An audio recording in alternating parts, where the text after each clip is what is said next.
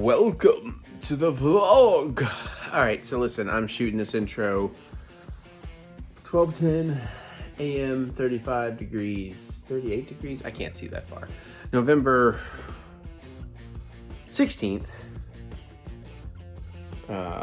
2022. Hey, if you like these vlogs, but you only like parts of them, I time code these. Let me get this out of the way, I'm drunk, I'll get to it.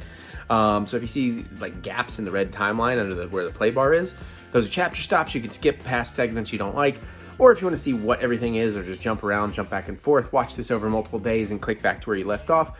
Open the description down there, like the see more button, whatever it's called. You'll see a whole bunch of like a big list of blue numbers, and next to it it'll tell you what it's about. Those are chapter stops. Click on the number, jump around, get up, then get down. I don't think that's how that goes. So anyways, this is our vlog. We filmed some stuff early, some food cooking stuff early. Filmed the second section of cooking. I just put all that stuff together. We're gonna go on an amazing Italian night. Azur, my favorite restaurant, my friend chefs, the ones that teach me a lot. If you're ever in Lexington, definitely fucking go there. Hell, we went there again tonight because they've started pasta night on Tuesdays, and it's like, ooh. I just remember I gotta shoot an intro for that. I'll tell you more about that in a minute. We have some reviews. Yeah, Weird. I think the Al story is in here, Al Yankovic story. And I think, See How They Run. Just some other fun stuff about toilets and whatnot. And I really want to go back to Disney. That's all I can think about right now. So real quick, I'll just show you a quick story before we jump into the cooking. I was such a good boy today, right? So this money from Universal Studios was returned to my account. Basically, as an early Christmas gift, my dad said, just keep it. I was like, okay. And normally, old me, money burning a hole in pocket, wants to buy things, you know? And yeah, sure, in my mind right now, I'm still wants to buy things, thinking, what can I spend it on? But because I just want to go back to Disney and spend it on that, I'm not spending. Like today, I'm so proud of myself, but also kept questioning, who the fuck am I? Who have I become? In a good way, it was in jest, but like, so last night, I was really thinking about getting that backbone controller for the PlayStation, so I can do a little bit of a remote play with my phone a lot more comfortably, because I like my Xbox One backbone. And I was determined I was going to get one at my Best Buy today, because they have them. They still have them. Went to Best Buy today, and I even had to wait in the pickup line and stared at them for a while. Talked myself out of it. It's like, yeah, maybe later, maybe for Christmas. I'm even being asked what I want for Christmas. It's like, I don't know, I want to go to Disney. And you know, Universal, but I really don't want to go to Universal for Halloween Horror Nights, so otherwise it's Disney, because, you know, Star Wars. But so we did that, right? So we went to Best Buy, we did that. I didn't buy any games or anything, a couple cool movies. Then we went to GameStop. GameStop has a lot of Series X in stock. They have a really good game sale. I didn't buy any of those. I didn't buy any merchandise. They had fucking PS5s in stock, not even bundled. They had the God of War bundle. When I seriously thought about it, because we kind of could use one more in the house for the living room. Maybe, kind of. Don't really, especially if I'm doing remote play, because I don't play that much video games in the living room, unless we're shooting a 4-person video. So I debated. Didn't buy them. Didn't buy any of that stuff, and I could have just walked out with my 4th and final, for now, PS5 until they start putting out collector's editions like they did with the old PS4 Pros during the end. Proud of myself, and I kept thinking, it's like, I think it's just because I want to go do this. Went to Target. Was looking for practical stuff, all right?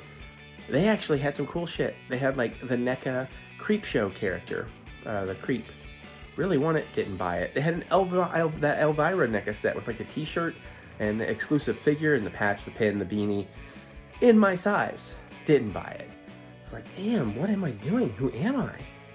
You know what I did buy at Target? 2 pairs of lounge pants and some tiny spatulas, and I'm fucking thrilled. And I'm like, who am I? Whole long story short, I'm in the Christmas mood.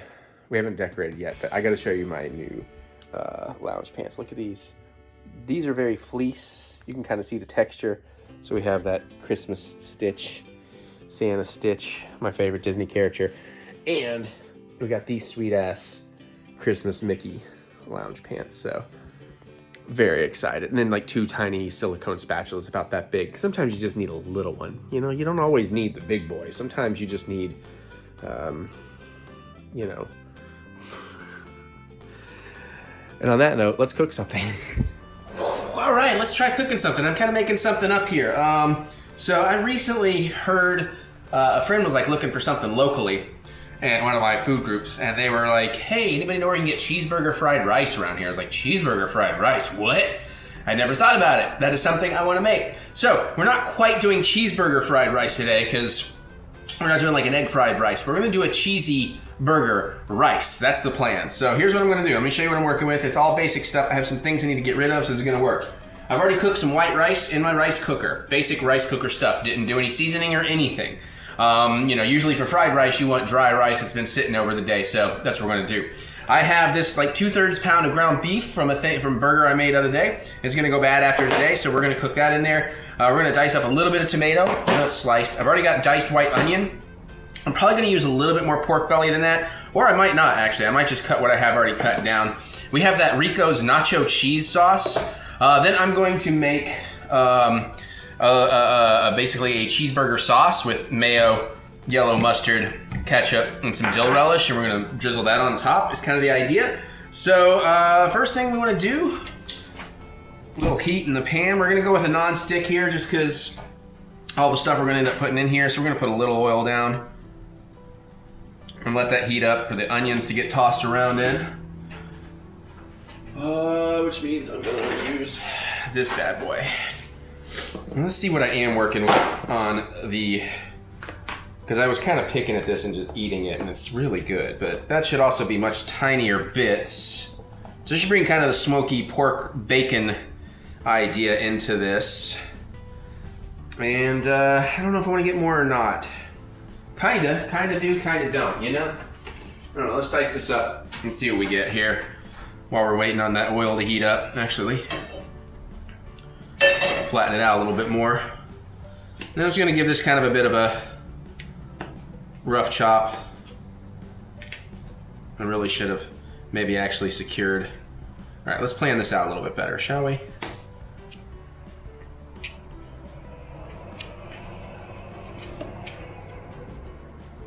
We're gonna be very careful of our fingies.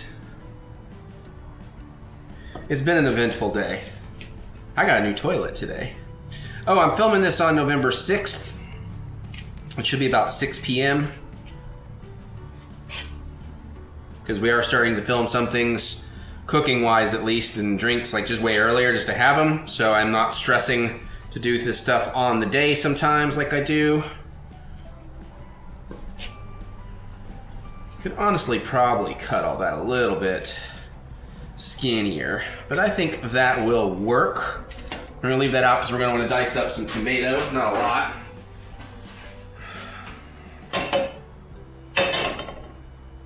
All right, let's get some onions in there and get them translucifying. I don't know how much, let's just do a handful. Woo! Maybe a little bit more. Smells good. All right, let's mix that around, kind of coat them in some oil there. I'm not making a lot of this, honestly. Let's bring that down to a closer to medium. I'm wondering if I should put more in there. I think I will.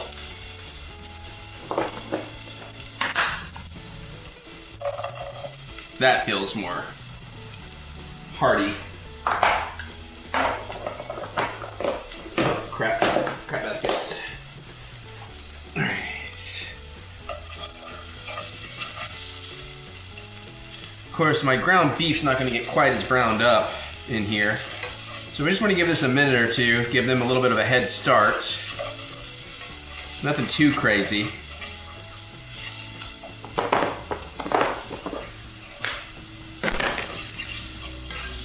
Yeah, they're already looking nice. A little sweating on them.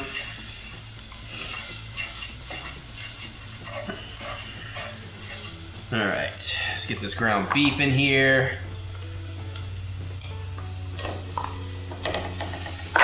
Just kind of break that up. This would be easier if I did have metal utensils, but hey, we got what we got.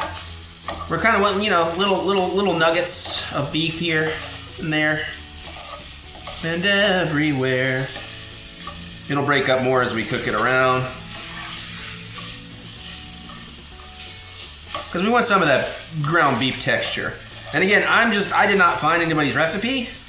I am just making this up out my head. If this works, yay me. Once we kind of get this started, we can make a few other things here.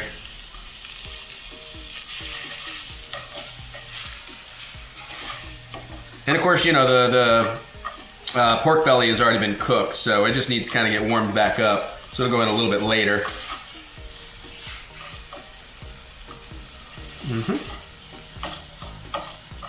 All right, let me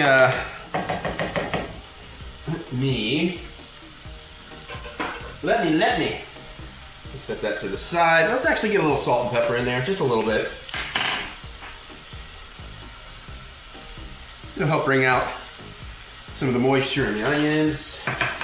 You know, usually, because I got the 80-20 Angus beef, like I like to work with, it doesn't need a lot of seasoning.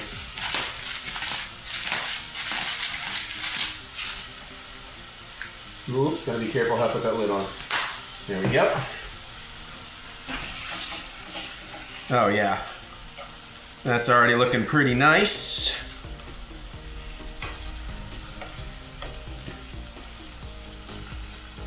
So, you know, I'm kind of, again, I'm looking for sort of that pizza sausage size bits here, maybe. Onions are getting nice and translucent.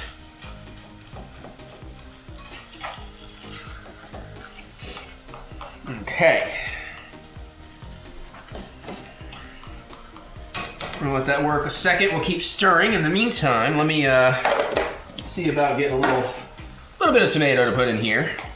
That is all the pork I'm gonna use. Let me move that out of my way. What do you think? 1 tomato? 2 tomato? I'm thinking 2 tomatoes. Oops, you're okay, Aaron. Just another little quick stir. We might need to drain, I don't know. No, the rice will absorb some of this. But it's getting there. This is actually going a little bit faster than I intended. So let's just give this just a quick. Guess I should have patted these dry.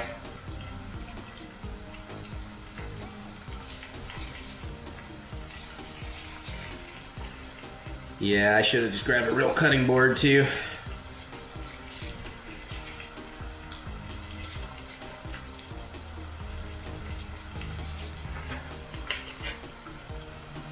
Get the pork separated here. Oops. I think I hear Mary. There is the Mary. Hi, Mary. Hi. Hello, honey. I Welcome. have your Amazon. Oh, cool. The guy was literally pulling up as I was parking, so. Yeah. Thing is, he handed it to me off the truck, but then he still had to get off the truck so the GPS would register that he was at the house. Oh. Okay. So grab the mail, which is face down. Thank you. All right, this beef is almost cooked. Let's put the pork belly in. So what are we making? Cheeseburger rice. So, not the same as cheeseburger fried rice? Correct, because there's no egg frying. It's not day-old rice. It's similar, Okay. but yeah. Oh, I have some very sad hoodies. I dropped a giant bag of cat food. Yeah, I haven't fed them either because I know I got a basketball game to try and watch about 6:30, so Yeah. trying to get this done. I don't know if it's in town. The schedule's on the thing there. I do know if it's in town or not. Oh, I don't know if that'll tell me if it's in town. I didn't know what kind of schedule I had. Sorry. Let's see. Okay, so we got all that together. I need to work on mixing up a little bit of sauce here.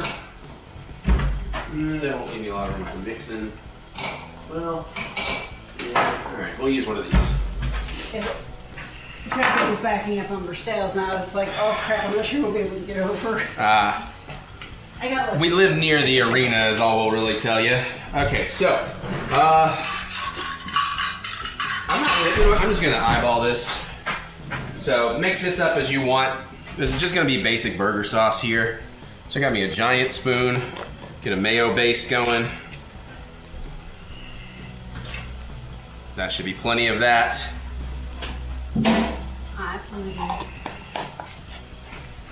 Hit it with some yellow mustard. Lots of yellow mustard. Healthy squeeze. Hit it with a healthy squeeze of ketchup. And give this a stir. We'll get some dill relish in there.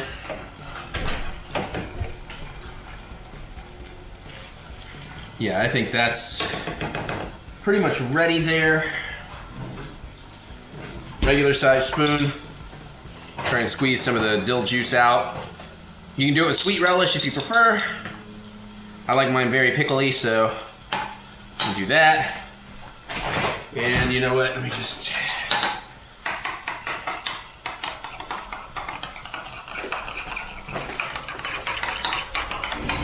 That color looks about right on that. Was that Mary doing? Oh, that was Mary dumping recycling. Okay. Was that a wreck out there? I made way too much of this burger sauce.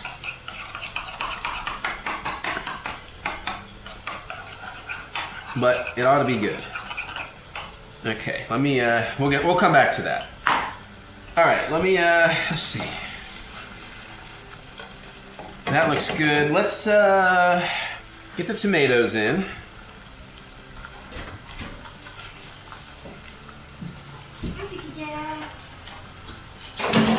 I'll just have to take those stairs. Stir that through. Break up the clumps. Well, right now it's just pretty much ground beef and pork belly.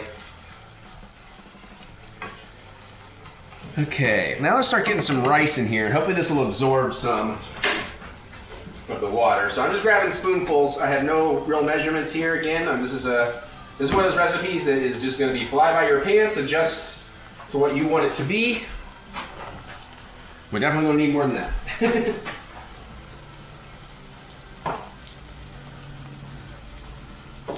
I'm thinking that's the taste might be really good on my tortillas.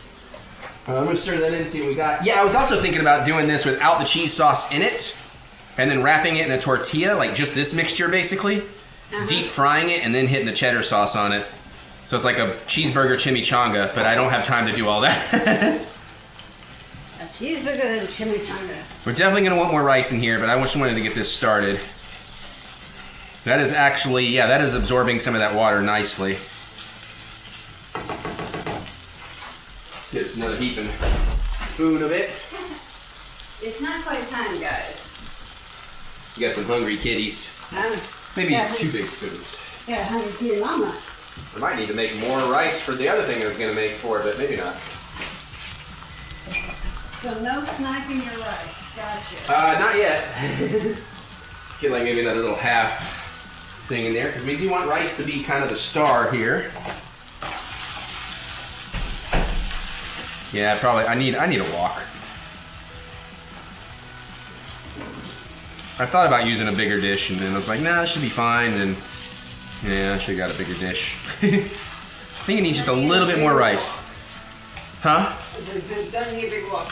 We do have that really broad. I had bigger things. We're still okay. It's just this is going to be a little tight. Yeah, you got bigger things. I made an Eric joke. Yeah, she did. Yeah, I should have made more rice. I still might. Who knows? Let's get more rice in here.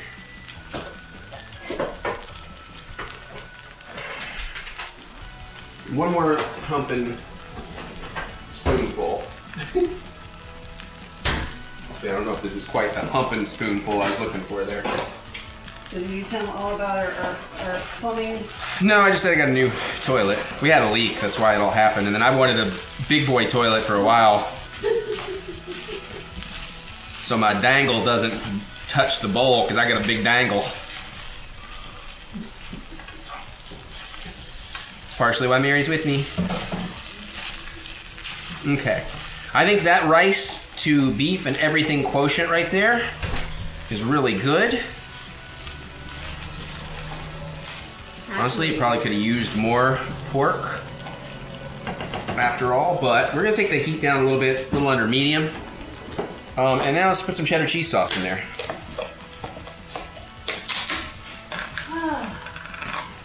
So this is just out of the jar, Rico's cheddar cheese sauce. Rico!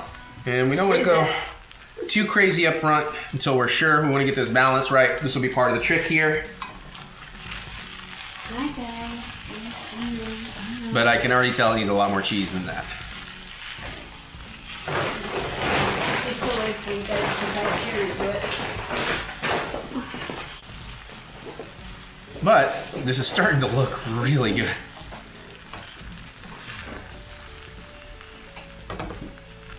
All right, let's get some more in there.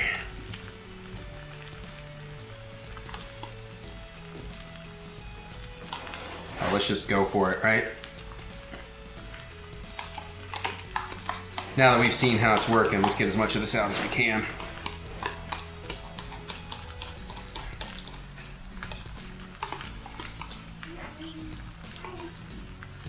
All right, let's see if that does the trick, because that is pretty much all that I got.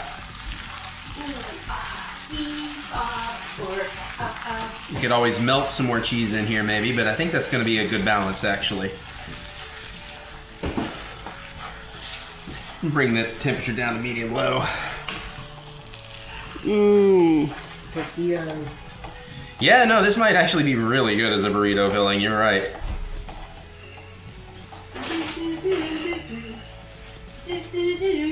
I almost wonder if I should put some burger sauce into this.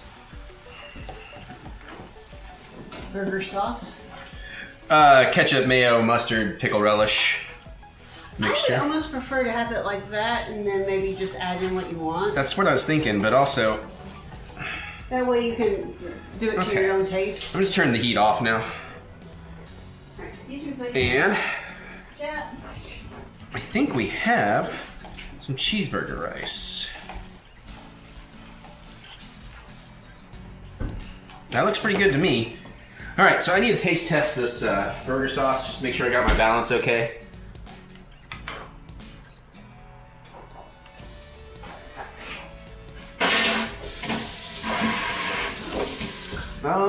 Yeah, that's really good.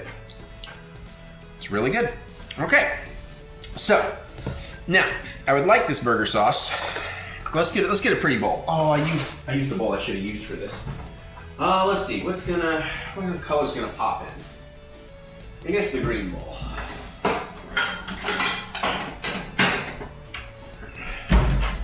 All right, well, let's see here. Let me scoop some out.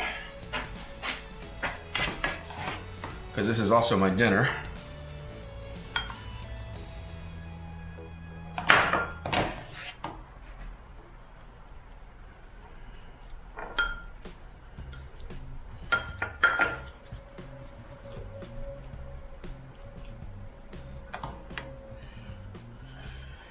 And you know what?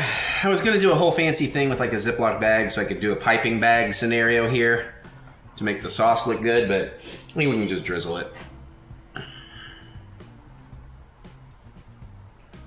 Maybe. It's not coming out quite like I wanted.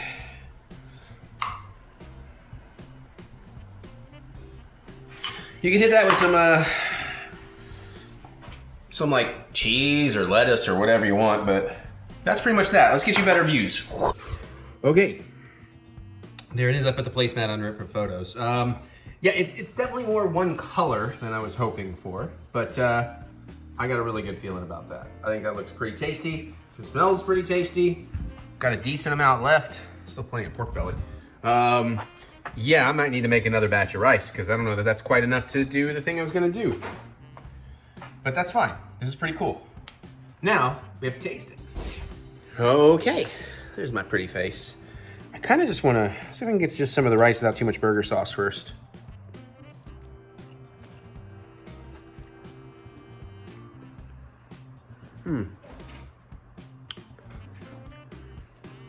It's good, not as flavorful as I was hoping. It's got some burger sauce on it too. That's a much better bite. Oh, yeah, the cheese and the beef. Probably could have used more cheese, but the cheese and the beef, yep.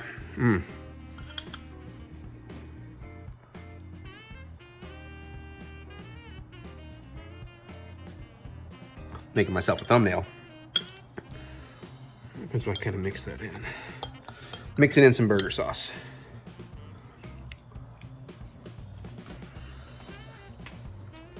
Bruh. I got pork belly. Bruh. Oh, that's good. You gonna try it? I was gonna say, do I get to try? Yeah. Especially with the sauce. The sauce brings it alive.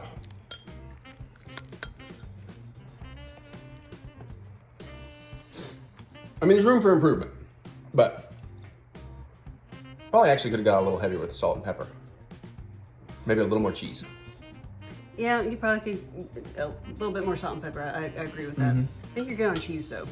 But yeah, that's really tasty, isn't it? That's really fucking I'm gonna good. go get one of my tortillas. Well, I was gonna say, because there's plenty left if you want to have some. I may take that a little taste, but.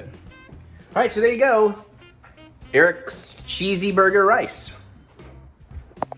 Oh, by the way, you could also put like jalapenos and stuff in there, but I didn't want it for the lady. But yeah.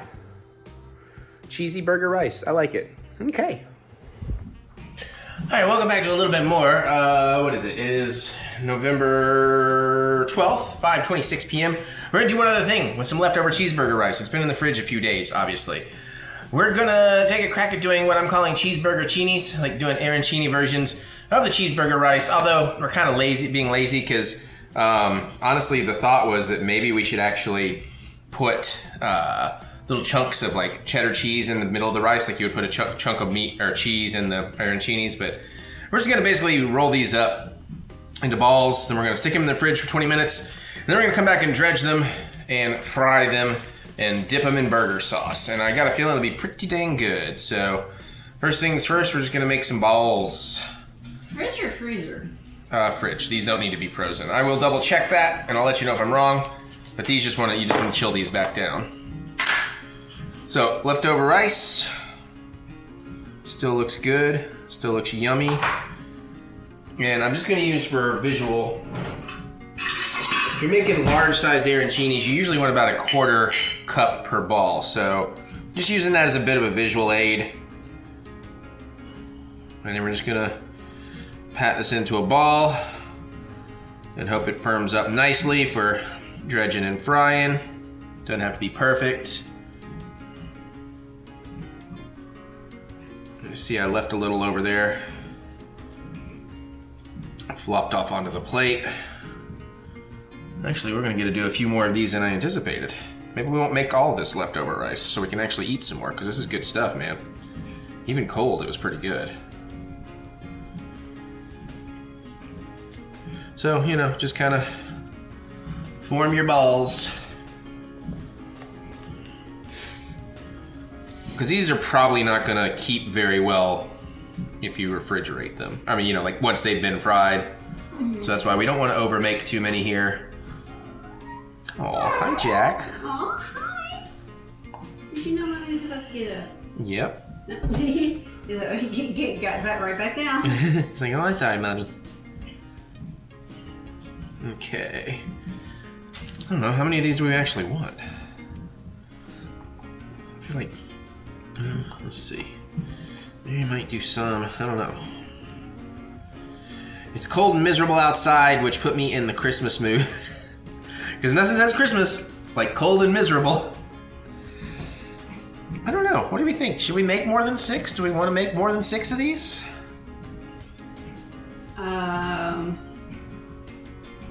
Probably at least do 9. Might even get to a dozen. I don't think we need to eat 6 apiece. Well, you're having ramen for dinner. Oh, that's right. So you don't need to make a whole lot more then. So I only need like 1 or 2 to try. So how many do you need for dinner? Well, I made that ball.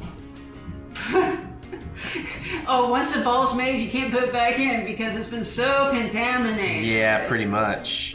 Tastes like rubber gloves now. No, I'm just kidding. You know what? Screw it. Oh. Well, that's one more thing out of the fridge. Just think of it like that. Well, other things are probably going to end up going back into the fridge. Exactly. That's why I'm just trying to make room for some other things I still need to cook. That's what I'm thinking. Right, Jack? Jack's like, Yeah, I help, Daddy. When we get up there, I'll form some rice balls. I won't try any of the pork belly.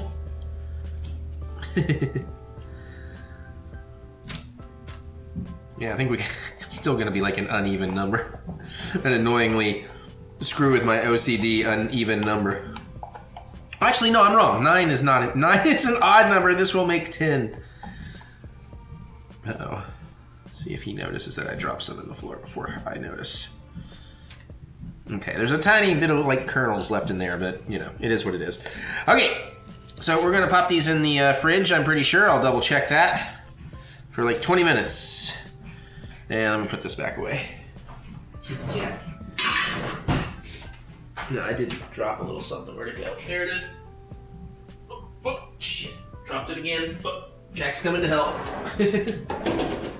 Thank you, Jack. Crumbs in the mouth. Even cold, that shit's still good.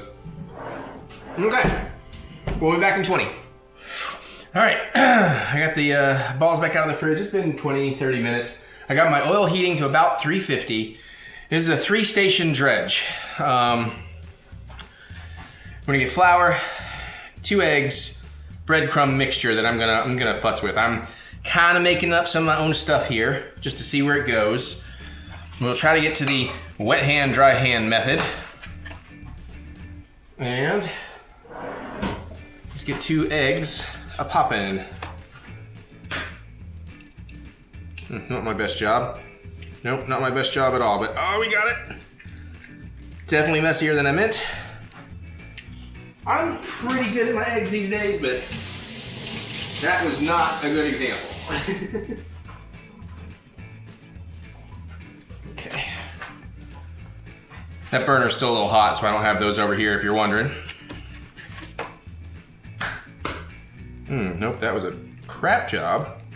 Wow, this is the day that Eric can't crack eggs properly.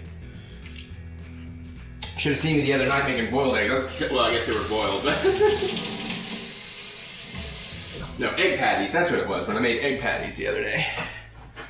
Okay. I'm gonna whisk that up a little bit. Where's the tiny whisk? I know there's one there. There we go. Break the yolk. Break up. Alright, just get this kind of nice and scrambled. Or beaten. Beat it, just beat it, then you fry it up and eat it. No, that was awful. Mary is quietly enjoying her ramen. Okay, we've almost got this. A little harder to do in these shallower bowls.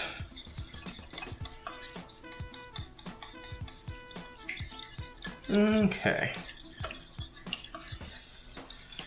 And again, I'm just kind of flying blind. I didn't really save measurements of what I need, but it's just kind of really a matter of, you know, how much coating you think you need on there. So, got Mary's flour, or our flour.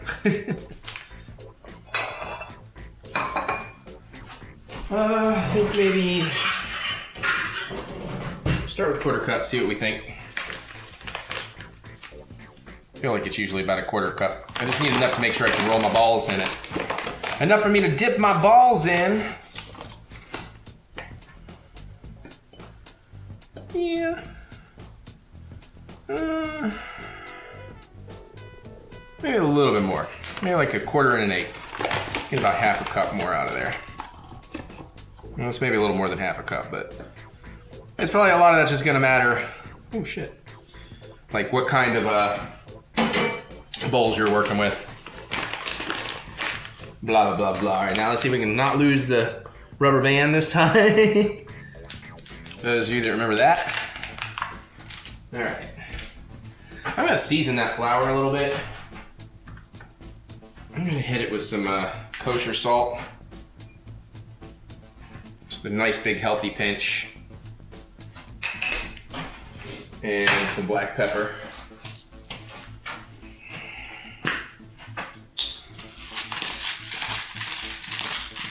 Just give a little extra pizzazz into this. And I need something to stir that up with. I guess fork will do it. Fork me! Fork me very much. Honestly, probably could season a lot more. That much flour. Yeah, let's go. Again, I'm making this up as I go, so let's another big, like, huge pinch of salt, because I mean, it's not all going on there. It's kind of all getting mixed in with the flour. There'll be a lot of leftover flour. But you want to make sure it actually gets in there.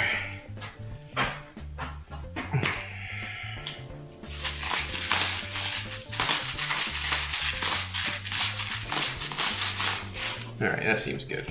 That seems good. Give that a little mix through, maybe.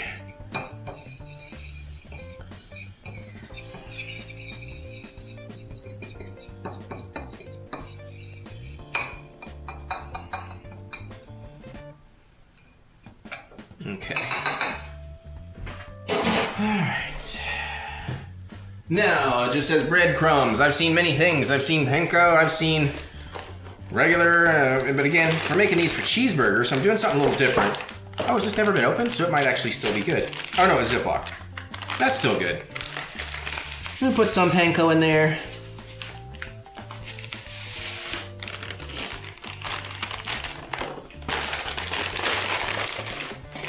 And let's get some regular breadcrumbs in there.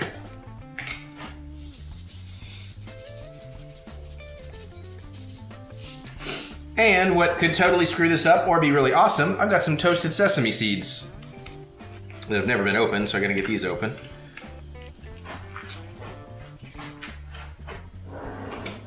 My new Fitbit's hollering at me. What's going on? Whatever, I'll figure it out. All right. Plenty in there so it really gets in. And let's give that a nice little mix up. Let's see what we think here.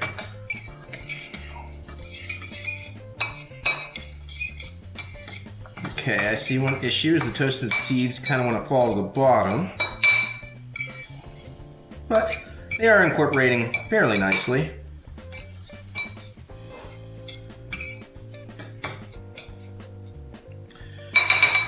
All right.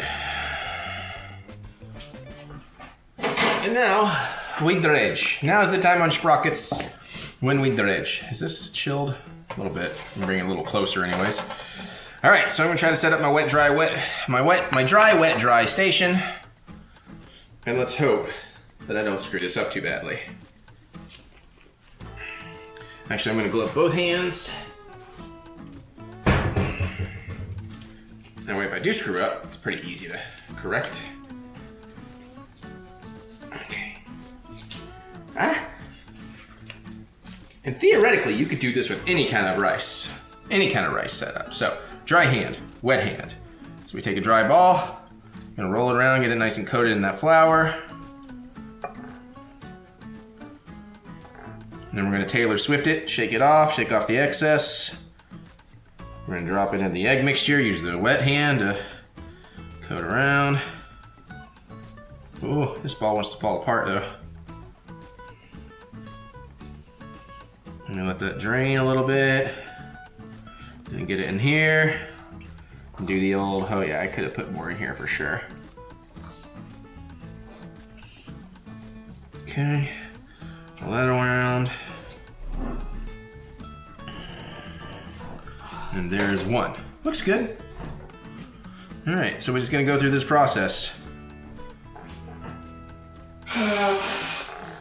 I can name that song in 4 notes. It is the song of Mary's nasal sorrow. All right, egg mix, come on.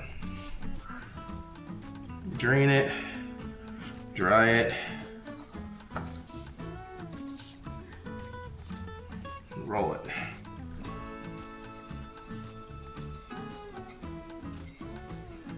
Get a pretty good feeling about this.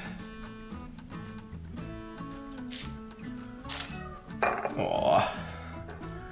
And we may need to make more mixture, we'll see. I think we're gonna be okay.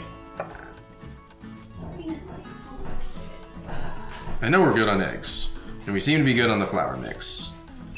But I do wonder about my breadcrumb mix.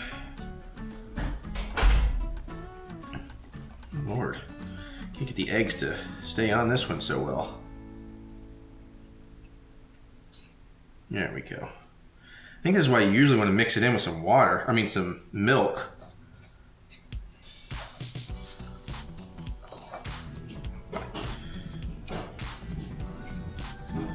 Eggs are kind of viscous.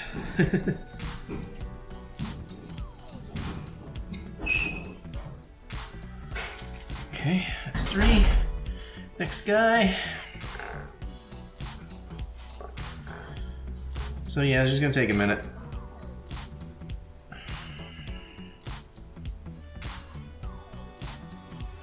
So far, so good.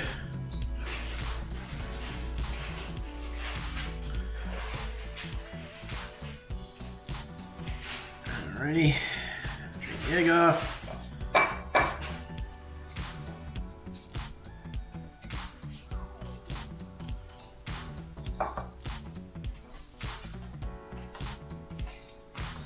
Here we go, rolling, rolling, rolling.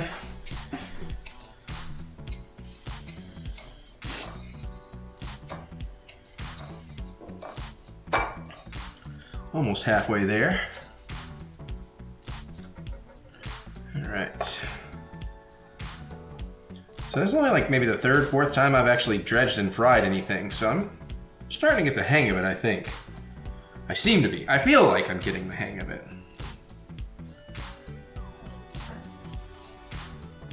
I mean, it is one of those things that's actually pretty simple. It just feels like it might be more complicated than it is. Okay.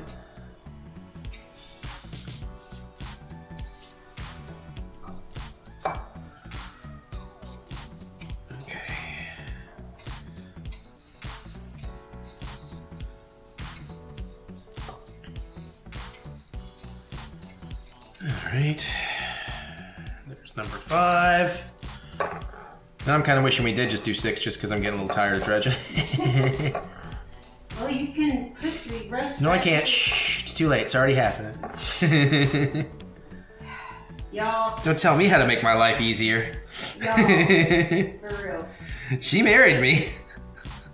Implying you do not want that ramen. Is it too spicy? I'm having to eat it slow.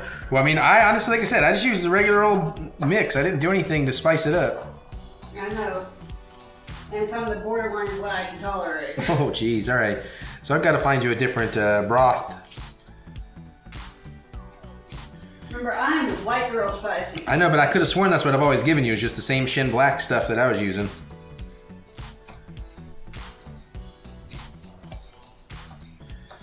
And I think you might be even more sensitive than white girl spicy.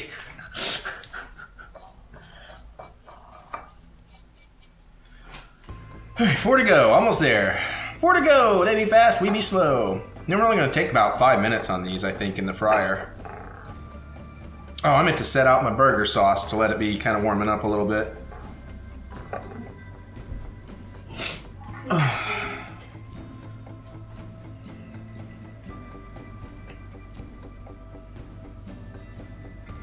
Trying to make sure all the dry parts get nice and coated.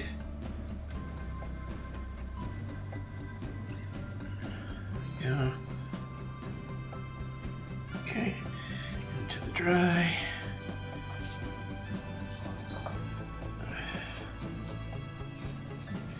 Pull the sucker in there. We only got 3 more after this, everybody. We're almost there. Home stretch.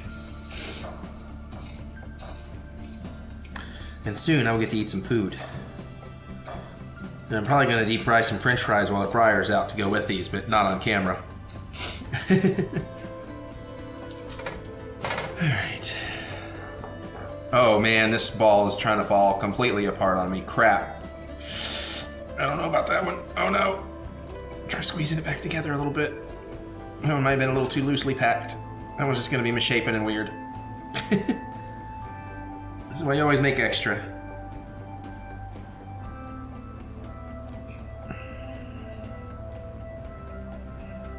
No! Oh! Shit. It broke into the egg mix. I don't know. We'll see what happens with this one.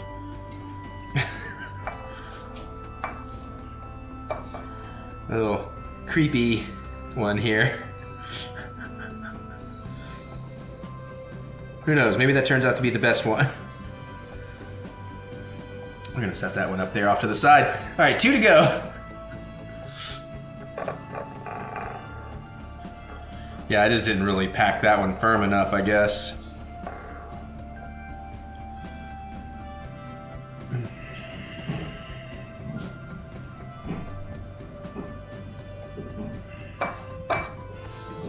Looks like we made just about the perfect amount of the dredging mixture here, though, in the breadcrumbs.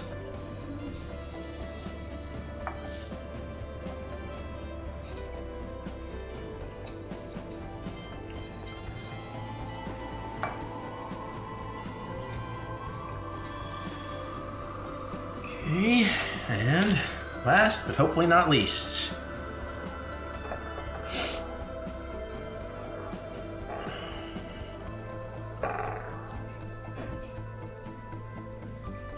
Alright.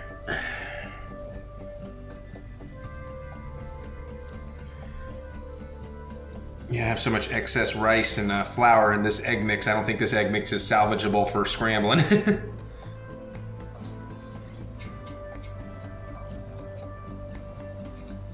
Alright. A little less worried about wet hand, dry hand now since we're done. Well, this one's trying to fall apart on me too.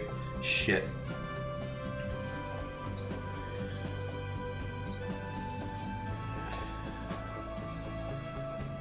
I was doing so well. Okay. Gently. Okay. Yeah. Gooey hands. Alright. Let's get out of these gloves and we'll reposition the camera and it should be frying time.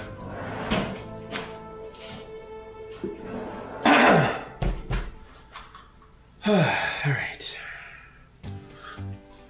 Alright, so bear with me. We're gonna move the camera over. I think we're only gonna be able to do about 5 of these at a time. That's the kind of angle we can get here.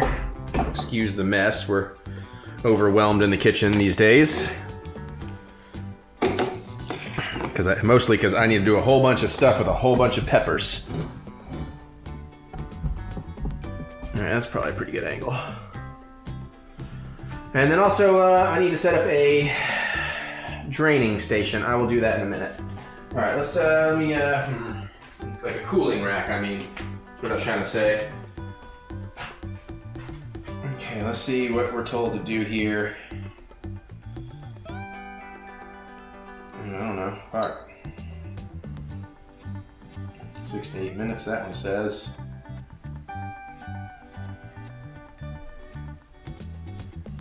I don't know.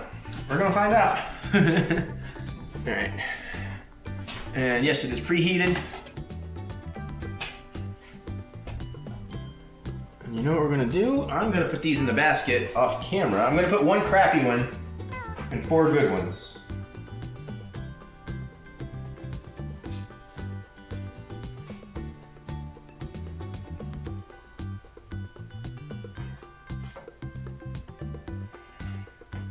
Okay, and we're gonna lower these in. Oh, they may need a shake. They're a little bit taller than my oil. Echo, set timer for 6 minutes.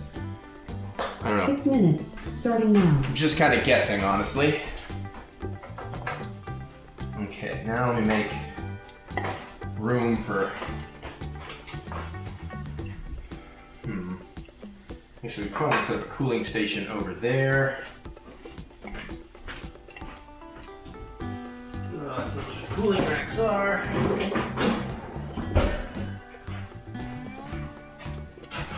I'm just gonna do it over these paper towels. I think that's just gonna be the easiest.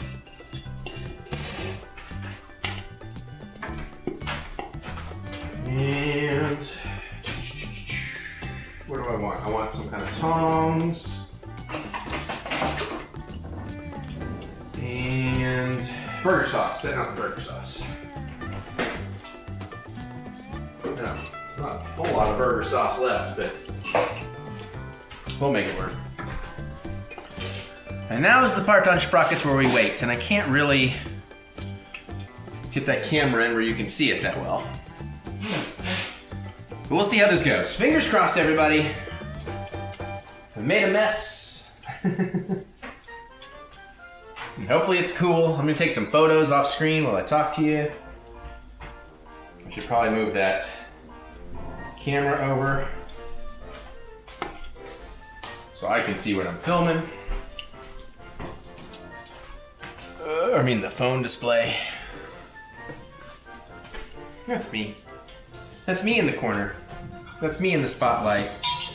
Boozing my religion. Give us a little bit of a shake. See if we can kind of get those to turn on their own a little.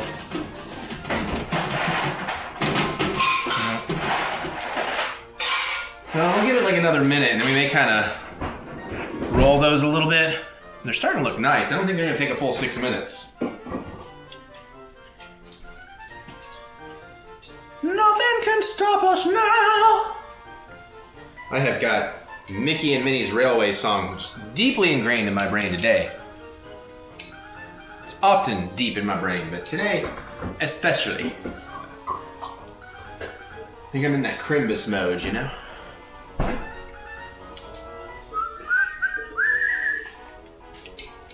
Alright, it's been 2.5 minutes.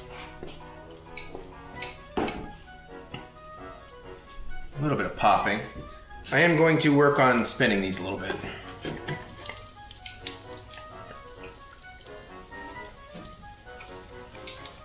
Oh yeah, these are turning out kind of nice.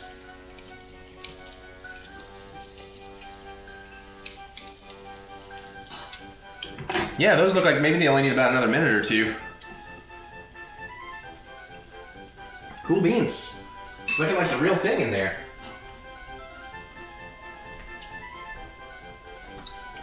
I don't know how everybody else is excited as I am, but I'm excited.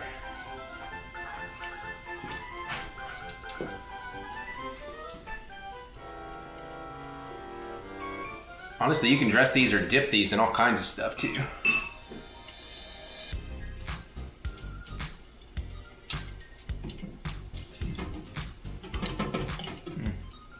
Kind of moved them all down to the front accidentally. So let's see, it's been almost 4 minutes. Let me check something. How long do you deep fry arancinis? I don't know. I should have said at 350.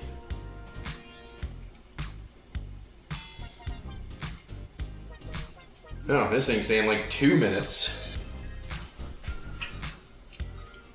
Yeah, I'm gonna pull these because that actually looks, they're looking nice and golden brown. Yeah, look at that. Can you see that? Oh yeah. Fuck, that looks awesome. Set this off to the side for a minute. Ooh, those look cool. The sesame seeds are popping. Yeah. Not popping, I mean like they're showing. They didn't burn. I was a little wondering how the sesame seeds would work. Let those drain off a little bit. All right, that's pretty good. Oh yeah, this looks great. Even the potentially problematic one looks pretty good.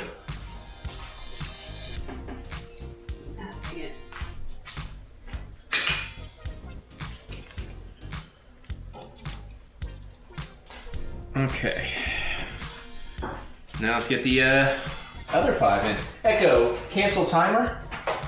6 minute timer canceled. So about 5 minutes is what I needed. Slightly less. 1, 2, 3, 4, and 5. All right. Echo, set timer for 5 minutes. 5 minutes, starting now. Same deal, we're gonna need to, what's the word I'm looking for? We're gonna need to turn those about halfway in. Let me take a nice little photo of these cheeseburger Arancinis real quick. Oh yeah, there's the angle. Make my dad jealous. Hey, you know what? I think, can we actually, well, these are actually gonna, is this gonna fit in this? Or do I need to put this in something? We can probably dip down into that.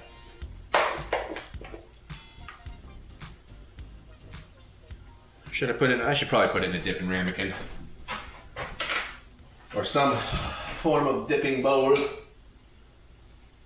Let's actually go. Yeah. I think sriracha might go pretty well in here too. Actually, let me get a spoon.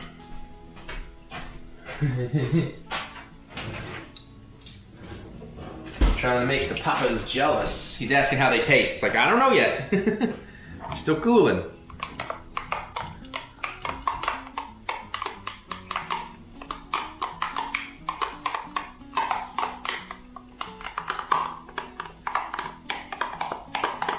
Yeah, I wish I could.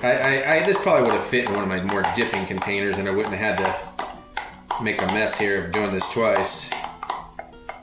Or, you know, 2 dishes, but tis what it is. And how are we at? 320, okay. Alright, dang it. I kind of want to try one, but I want to give you the, well, I can give you the close-up. Let me, bring this up. You maybe see my face. There's my face. And let's try one of these bad boys. Oh, the crispness on there. Oh, that's awesome. Here we go.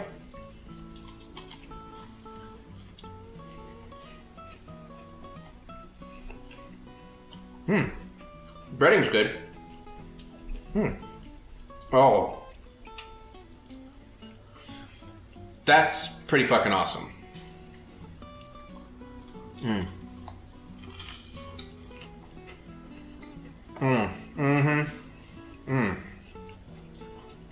Oh man. Oh shit. That's awesome. Hot but awesome. Oh shit. I got carried away. I need to turn my things.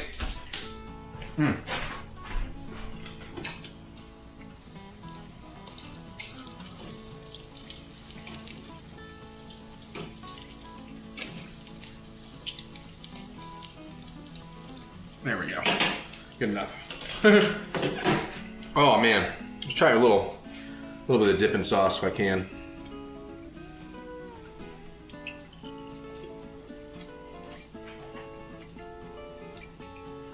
Bro. Fucking hell, look. Can you? I'm gonna focus with it. Oh, Jesus, that is... That's awesome, dude. That's awesome. Oh, yeah. Oh. I am the goddamn champion.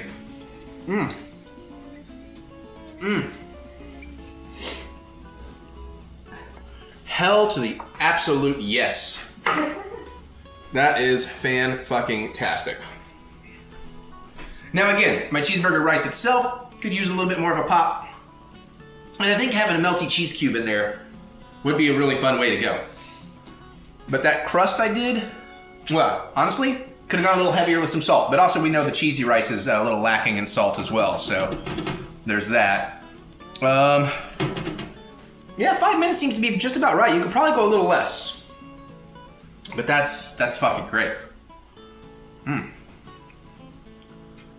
Got like 22 seconds left on these.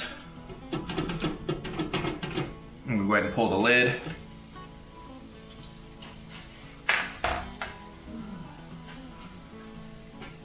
Oh yeah. 7, 6, and we're gonna turn that heat up to 375 maybe. I might make fries, maybe not. I don't really need fries. Honestly, I'd probably just eat more of these. Echo, stop timer. Because I'm sitting here like, man, I wouldn't mind some sriracha, you know? Like a sriracha aioli to dip it in or something. I guess I could make that up real quick. Should we make a little sriracha aioli real quick? Well, I don't know. I should use this burger sauce because I'm contaminating it with crumbs and... Anyways, fuck it. I'm gonna have another one, but now we can get you close-ups. So let me pull these out, get them on the draining cooling rack.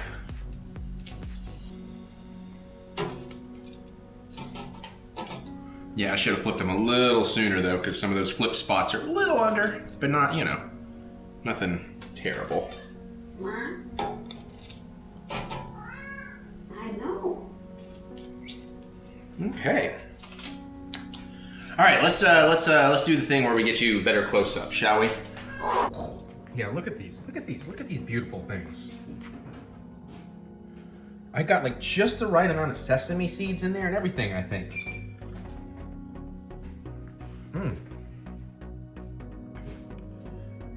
Yeah. Oh, wow. Burger sauce. All right, let's see about a thumbnail. I guess technically I already had a thumbnail, but... Fix the hair, look nice for the picture.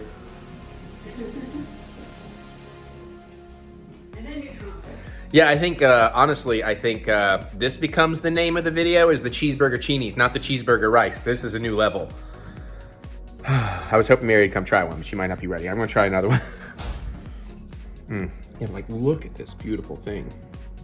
Let's get a little sauce on it. First bite, some of that nice mustard pickle mayo ketchup.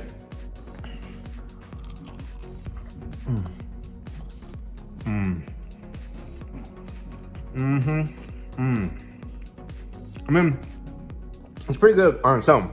But again, the cheeseburger rice need a little more salt. It needed to be cheesier. So yeah, if you had some melty cheese in the middle of this, it would be perfection. Man, I really gotta learn to make risotto so I can make proper arancinis though, because I fucking love arancinis.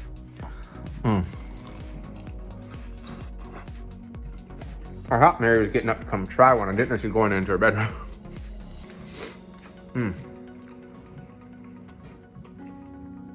Yo, these are so good I'd almost take Dad's some, but it's fucking gross outside. Like really gross and really fucking cold. A lot of the state has snow covering things. We're on the cusp.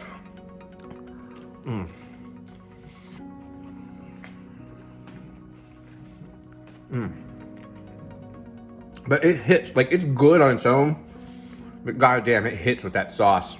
It just perfects it. That ground beef, that pork belly in there.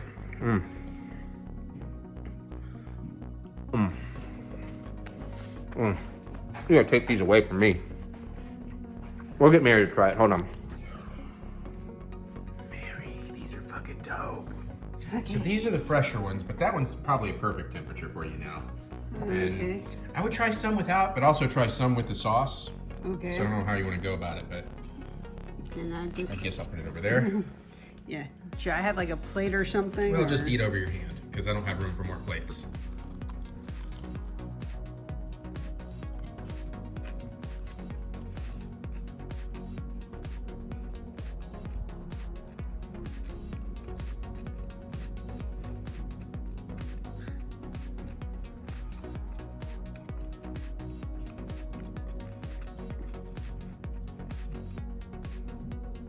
Okay, 100% honest. I don't think frying it does anything extra for me. Well, like I said, I still don't. It needs cheese in the middle, but also it's you. It tastes like the cheeseburger rice. It's just in a breaded balled form. I don't know what you were thinking it was gonna add. Well, the way you're reacting, a lot. I think it's fucking awesome like that, especially with that sauce. But also, I'm a foodie, and Mary just ate very spicy ramen, so don't believe her. I'm great. These are amazing. I mean, the sauce does improve it. The sauce improved the regular cheeseburger rice anyway, so. But I mean, you love the cheeseburger rice, so. Yeah, no, it's good. I'm just, the way you're coming across, you're like, whatever, dude. And it's like, because you really like the rice. So, yes, but now it's something else, slightly. So. What do you think about the breading? Okay. not the best person to ask about breading because, again, fried foods aren't really my go-to. Fair enough. Anyways, I think they're amazing. I want to make them again. It's like that Azur footage that either happens before or after this. Although she does give some really interesting reactions she doesn't normally give, but you can always tell from her reaction, and you see me and my dad. But yeah, 10 out of 10 would fucking make again. By the way, I will point out the irregulars, they're still good, they're fine. But what happened is where some of the egg got in there and then some of the oil gets in there, you're gonna find a few pieces of really crispy rice that be careful if you have weak teeth. It's fine, it's nothing terrible, but that's just like those couple that kind of broke up a little bit. But yeah, I've already had 4 of these. I'm not saying they're not bad. I'm just saying if it was up to me, I would just stop at the cheeseburger rice and not put the extra work into frying it. I don't know, I like the idea of cheeseburger cheenies. And again, I would do various dipping sauces. And again, I still want to perfect this. And I think also if it did have some more gooey cheese in the center, like an arancini would, then it might take it an extra level. But I was being lazy. Since this was more a proof of concept test, I think it proved the concept is successful despite what this beautiful lady says. Good thing you're pretty, lady. All right, that's the cooking. And hey, just jumping in real quick. This is going to be, I just need to give you some context. My favorite restaurant, Azur. And of course, Chef Jeremy, Chef Otter, Chef Popcorn, the whole crew that runs that place makes it amazing. They've been doing these Italian nights. They got a pasta maker, industrial pasta maker. They got like die cut shapes. They can make every kind of pasta. And they've done 5 chef series dinners. Each one gives you a course that has a pasta dish of each of the 20 regions of Italy. This was the final one. Every one of these has been some of the best stuff they've ever done, and this was amazing. And that's what you're about to see. Enjoy. Welcome to Azur Chef Series at Italy. 4 pastas, 4 regions. Final night, night 5. This is gonna be amazing. And you know it's good when they put me in this table where it's like direct line to the kitchen. And they had a gift in my seat. I'm not exactly sure who gave it to me. I will find out. But that is really, really cool. Look at this kid. Nice. Look at this handsome feller. No, I mean over there. Oh man, I'm excited. And now we know the dessert too. And we got one of those cheese wheel things going on. And then our awesome Somali Tony is here. Right there. It's about to be a good night. Otter's back there. Oh yeah. I'm gonna get drunk and have a good time. And I should also show you the wine pairings from our level 3 sommelier, Tony. He is amazing. And he's saying this is going to be one of the best nights for food and pairing, which is a high bar. We have our starter drinks, our pre-gamers, and it's about to be a good time. It's busy. We're going to do the cheese wheel first, so we're definitely getting a later start, but that's fine. We don't got nothing to do but to drink and eat. Every region of Italy. You're here for the last 4 regions. I've always wanted to do this. We've never done it before, but all these Italian chefs like to kind of cook in big wheels of Parmesan cheese. So course 1 and 2, we're going to plate up a little bit out here and also from the kitchen. So big plates coming from both directions. This one may take us a little time. We haven't done it before. It's also a spatula dish, which is going to be where the Austrian and German and Italian kind of cuisines combine. I've never had this dish before, but it's simple fresh cream and ham and little peas and Parmesan. We'll toss this in the bowl and we'll get a little bite to you. It's going to be a small little course on course 1 and 2 because we're going to hit you pretty hard on 3 and 4. So you will get fed.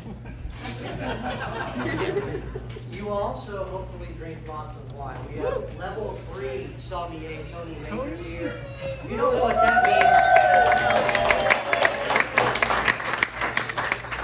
This man is 1 test away from being a master sommelier, which is an accomplishment that I think even doctors and attorneys would admire on the top. So this guy's an expert when it comes to wine. This is the time you want to eat wine or drink wine when you eat the food, because he can really explain the nuances behind it. He chose the wines, we chose the food.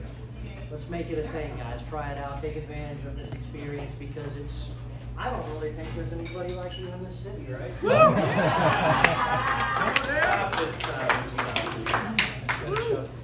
I think I'm going to get going over here, guys. So. All right. Well, Chef Scott, we're to do, gosh, this is, pardon me if I get a little emotional. This is the culmination of a lot of hard work once again. So the 5th and final installment of the Italian pasta series at Azur. Golly, I've watched and listened to these guys back in the kitchen, from Anthony and Otter and Popcorn to the front of house led by Rob and Cody and everyone from the hosts and hostesses to the food runners to the extras to the servers. Everyone pours their heart and soul into this place every night, and to bring you a dinner like this is truly something special. So I hope that it's something that you really, really enjoy.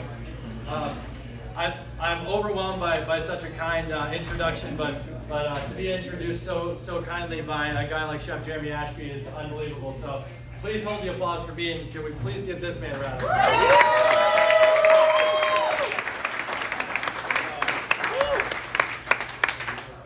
Four incredible dishes coming at you this evening. We've done this for those of you who have been here for the wine dinners before, for the Italian series.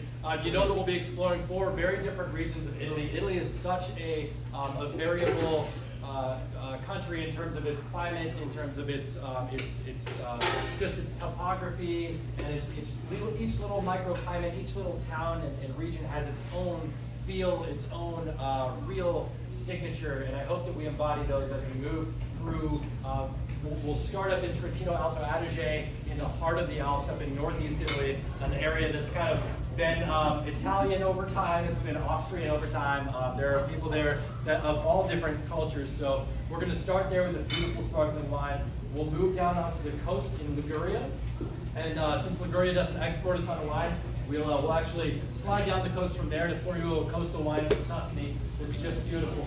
We're going to go from there inland to the heart of the Apennine Mountains that run the spine of Italy to Umbria, a landlocked little state there, and pour you a beautiful Chardonnay that's a pairing that will knock your socks off. And then we're going to finish by going down into the heel of the proverbial boot, and we're going to pour you a Cabernet from down there, a grape that I bet you didn't think they'd pour or they'd grow in Italy. So a little something familiar, a little something new. I hope that you enjoy the ride. In your glass right now, or coming to the table now, will be this beautiful sparkling wine. It's from Rotari. It's made 100% of Chardonnay, which is a grape that they use in Champagne. It's made exactly in the style of Champagne. So the shirt on my back probably took a day to make. The wine in your glass took over 2 years to make. So this is a handmade wine in every aspect, from the hand harvesting of the grapes to the hand rotation of the bottles in the cellar. It's a beautiful wine. I hope you'll enjoy it. It's called Arte Italiana, and it really captures the heart of Italian sparkling winemaking. So let's kick this dinner off. Let's all raise a glass. Thank you all for being here. We appreciate it. Thank you to the staff. Let's have a great dinner, y'all. Cheers. Cheers. Cheers. Cheers. You want to get over the toss and love here in a second? Oh yeah, I'm looking.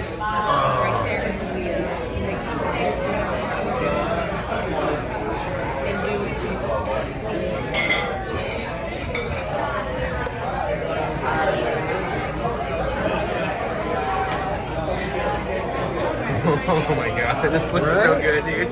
It's stupid. It smells amazing too. I got a cool treat for you at the end. I got real Italian white truffles. Real Italian what? White truffles. Oh yeah, I saw you guys kind of had that as a special add-on for a little bit there. Oh wow. Oh man. Yeah, I'm so excited.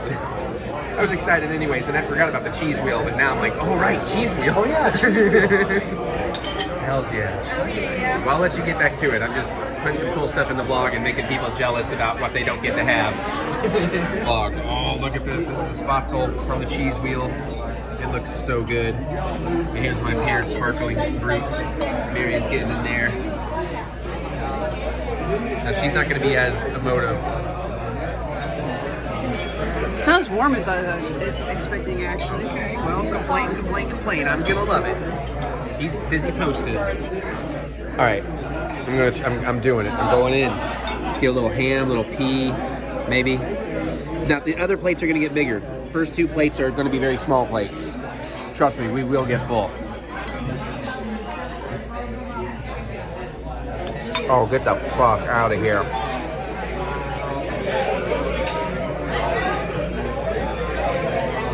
Oh my god. That is delicious. Oh, that creamy parm. Oh my god. No, Jeremy, bring the cheese wheel back. I don't need anything else. Just bring me 2 full bowls of this. Holy crap. Let's see what Dad thinks.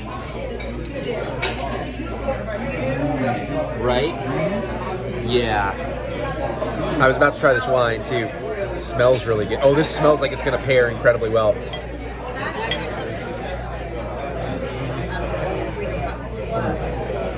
Hold on one second though. Let me do a thing. Oh, yeah. It kind of contrasts a little. Always makes fun. Always wins.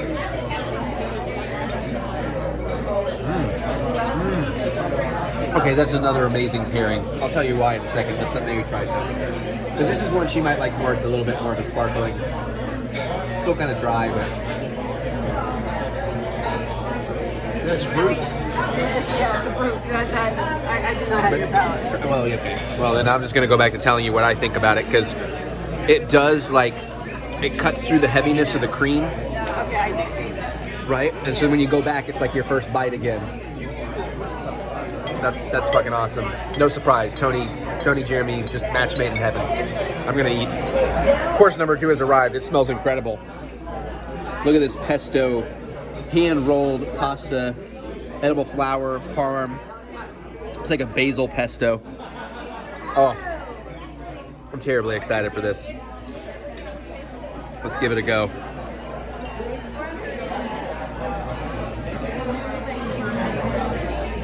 What are we doing back here? Great so far. No words. Oh my god. Oh my god. Again, Mary's not, like us and super. Oh my god. It's okay. It doesn't have as much flavor for me, okay? All right, that's fair. That's for Mary though. Let's see what the Papa John, the Daddy John. I don't want to get sued. Right? The second that hits the tongue, the herbs are just there. That pasta. It's better on the pasta than it is on the green beans. I had pasta. I didn't have green beans. So okay. Let's see. Yeah, I had the pasta. Yeah, let's see. Let's test your theory. She's right. It's good on the green beans, but she's right. It doesn't hold to the green bean like it does to the pasta. Did you just do a pasta bite? I think that trumps Maddie's. As far as the pasta, that trumps Maddie's. Yeah, you gotta try it on the pasta. Well, I only got 1 potato. It's like I had tried the pasta when I told you it's better on the pasta than it is.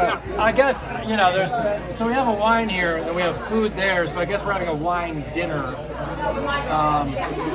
So that's where we're at with it. Cheers, everybody. Oh, yes, cheers. I was just putting all this in the vlog. I haven't tried this yet. I'm about to see how the taste was. Because the first pairing, my God. Good. This should be And the brute is phenomenal. It's really great wine. Yeah. It's amazing for the money. That's Please fantastic. go buy it at retail. It's one of the best deals. Good question. Yes. So they can't find most of these wines at Total Wine, so Or like- there's a local shop. Yes. Go to Vine and Branch. Vine and Branch. Vine and On Branch. Southland. It's, Vine and Branch, it's remember. near Winchell's. And Okay. it is awesome. And Allie Hannah is the owner and proprietor. And she is basically a one-person wrecking crew. She basically does everything for the shop. She went way out on a limb, like starting the shop. There are a couple of other like fantastic shops in town, but she went out and started her own thing. She crushes it. She will order these for you if you request her to. She's awesome. 10 out of 10. Hard plug. I will plug. I'll be right back. Right on. Well, okay, this pairing, I like it. I don't love it, but it's good. This? The pairing, the dish is fantastic. Oh, yeah. It is kind of, again, maybe a bit of a contraster. Like it kind of flattens out the palate, which I guess it does. It kind of flattens down the palate, so the herbs in here, the herbs of the pesto really shine. I don't really need the beans and potatoes. Just give me the pasta. I will agree on the beans. The beans are good, but I disagree with the potatoes. I think the potatoes are fantastic in the pesto. Mary agrees. Agree about the bean part too, or just the potato part? I I think the green beans are more in there for texture than for taste. I can see that. I mean, they do taste good though. Yeah, but the pesto works better with the potatoes and the pasta. In the pasta? Yeah, I agree. It doesn't hold to the beans like it does the other ingredients, but that is awesome. And then so it is kind of a more. Actually, the wine pairing is growing on me. It's like it's increasing the butteriness. I think the Toscana. Okay.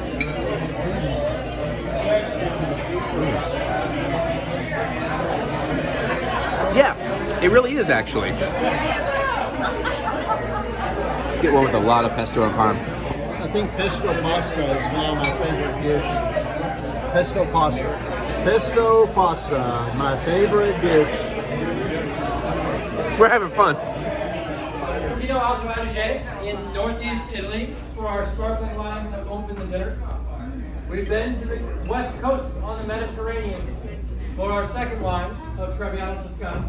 And now we go inland to the landlocked one, to Umbria. Umbria is along the mountain chain that forms the spine of Italy called the Apennines.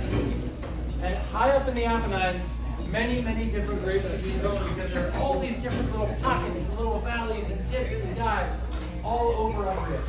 So really, if you own a winery in Umbria, well, first off, sell it to me. But if you own a winery in Umbria, you can really plant whatever you want, and you can find the pockets for almost any grape to thrive in Umbria, and that's the beauty of it. In this case, they've planted Chardonnay. So this is Chardonnay from a wonderful producer, the Antinori family. It's actually the oldest family-owned winery in all of Italy, in all of the world. It's Chardonnay. It's made in the French style. It's got a little kiss of new French oak barrels used in its production that I hope you'll find that pairs really beautifully with the cream sauce that you've got coming up. It's a beautiful wine, an awesome pairing, and I hope you enjoy it. Cheers! Cheers! Oh, she's gonna steal my wine first, but she's already been eating. Dude, you missed it, but Mary made this face to me. Wide-eyed and thumbs up, and that was Mary making. Yeah. I'm also holding on because I think Jeremy's going around and giving fresh Parmesan to people. It's interesting that the back end I'm not sure I like. Okay. But it's not as dry. Okay. I'm gonna turn the camera around so we can see what I think. What you were umming over there though? Yeah, pretty good. I like the pesto pasta better. Apparently, Dad's a pesto man. Oh yeah. It has a really good salt level to it. Really good salt level. I like salt. Creamy and salty. She is turning me on. Sorry, Dad, but she. Oh, it smells so fucking good too. Let's get in here. Let's try one.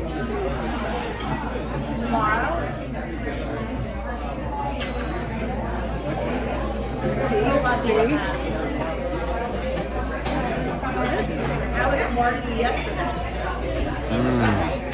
Oh my God. What is the meat in there? Is it like a sausage? Is it? No, the meat, not the cheese. No, pecorino is a cheese. Garcia sausage. Oh, okay, yeah. I was thinking it was sausage. Just kind of getting that fennel, like. God damn. Yeah, the smokiness of that sausage and the cheese and the tenderness of that pasta. I mean, I like the pesto and everything with the actual pasta. Incredible. Have you guys got truffle yet? Not yet. I see him coming around. That's why I was like, it's like I'm trying not to don't eat the whole thing because we might get a little something special. I thought it was Parmesan, but I didn't see it. I just saw him grating things. But I gotta have another bite. I can't wait any longer. This is the benefit of being slow to eat. I'm hungry. I know. Oh my God. I gotta get my 10,000 steps here. I'm hungry. She hit her 10. Oh my. She hit her 10K. I'm sorry. I just had another bite. It's just like, just like punch me in the face with greatness. Because that's what's happening.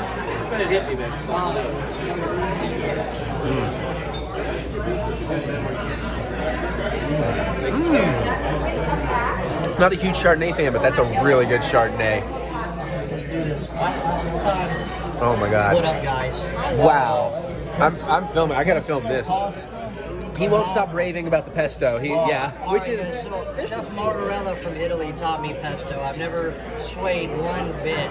I'll teach you sometime, but it's really about the blanching, shocking of the basil, then the ratio of pine nuts and cheese. But you notice how bright green it is? Yeah. That's what's so cool about it. Right? Yeah, it was almost like neon relish, on a Chicago dog, that neon bright. That was. But yeah. I've made pesto, but I've never. Okay, I learned a lot. Okay, so what's going on here? Because it's got a lot to do. Probably a $500 white truffle from Italy. Oh, Jesus. About $250. 1, 2, 3, 4, 5, 6, 7, 800. You want some? 20, 40, 60, 80, 100. That's how chefs count it. $100. You know, it's an aromatic, really. Oh, There's yeah. not a whole lot of flavor behind it, but it's fun. And dude, You don't see it very often. And this pasta dish, by the way, also like the sausage in there is. Next, you get a red sauce. It Dude, sets you off just right. everything. Like Tuesdays we're doing pasta nights now. You need to. Taco Two Tuesday. of my family's coming. Taco Tuesdays moved to Sunday now, so we can do Pasta Tuesday. Kick ass, dude. Hell yeah, man. All right, let's catch up after the Oh yeah. Do your thing. Thank you, chef. Oh my god. Oh, he's gonna teach me pesto. Fuck yeah. I need some learnings because he's talking about blanching it and shit, and I didn't do any of that. I didn't do it. Right? Oh, that is aromatic. That woody earthiness of a mushroom. Oh my god.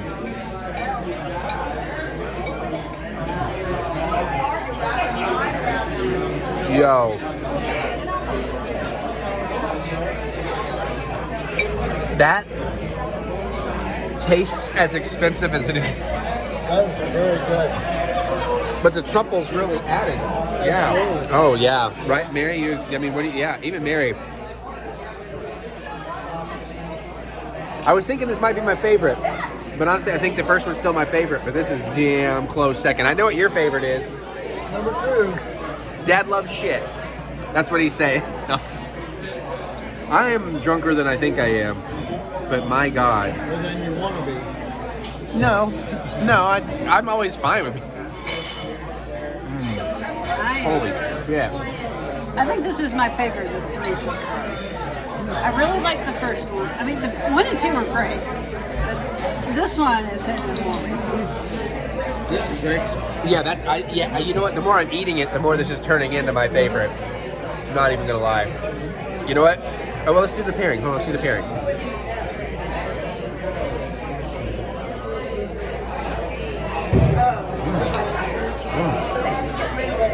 I think I started to talk about this. Not a huge Chardonnay fan, but that's a really good Chardonnay. Ooh, the spoons. Thank you. Okay, as the wine after the pasta, again, kind of a contrast. Kind of the brightness of the wine clears out a little of the heaviness of the sausage, the creaminess of the pasta. And then now that I've had a sip of the wine, going back to the...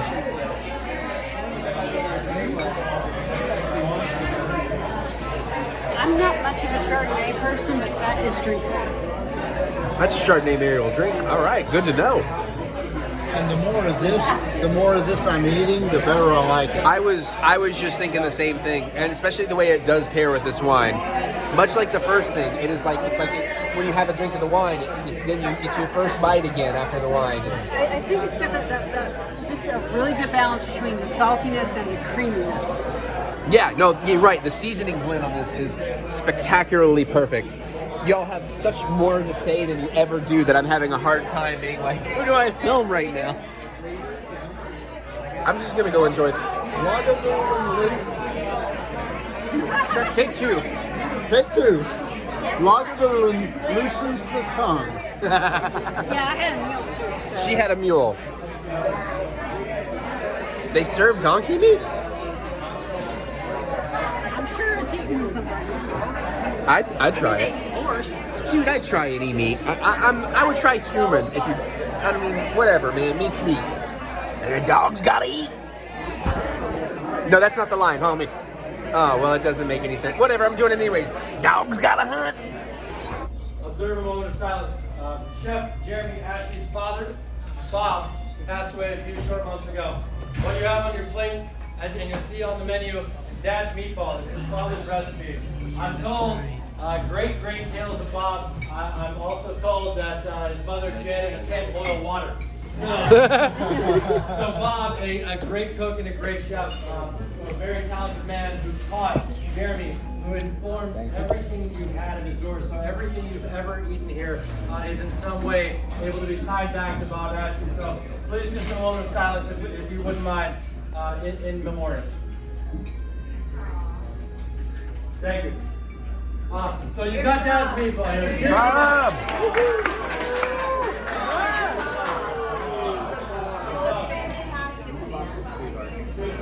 I did not ever get to meet him. So I've had these you meatballs got on down there. Grimble here on a distinctive Boolean dish. We're in Boolean now in the heel of the boot. We've had a sparkling and 2 whites. We've been to northeast Italy, we've been to the coast, the Mediterranean coast. We've been to central Italy, to Umbria, and now we're in the heel of the boot. If you're looking at Italy and you see it as a boot, we're in the southeastern portion called Apulia, where they grow a wide variety of red grapes. This is made of Cabernet Sauvignon. This is from an estate called Tormaresca, another one of the many castles owned by the Antinori family, that, again, that oldest family-owned winery in the world. And it just goes so perfectly with red sauce and red meat. And I think you're going to really enjoy this dish. It's a beautiful, beautiful pairing. Please enjoy the Cabernet. Please raise a glass at the end of your meal for Bob. An amazing, amazing person. And just cheers and enjoy. To Bob.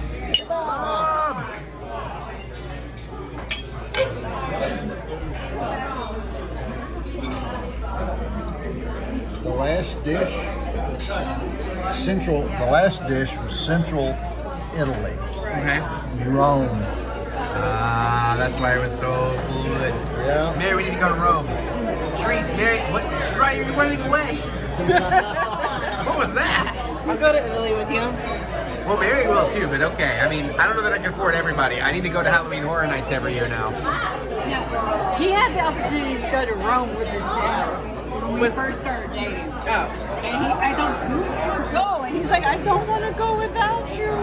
Yeah, why would I want to go to Rome with my dad? Like, when I could, We could have double dated. I could have gone with your dad. But I mean, it was. Oh yeah, okay. There you go.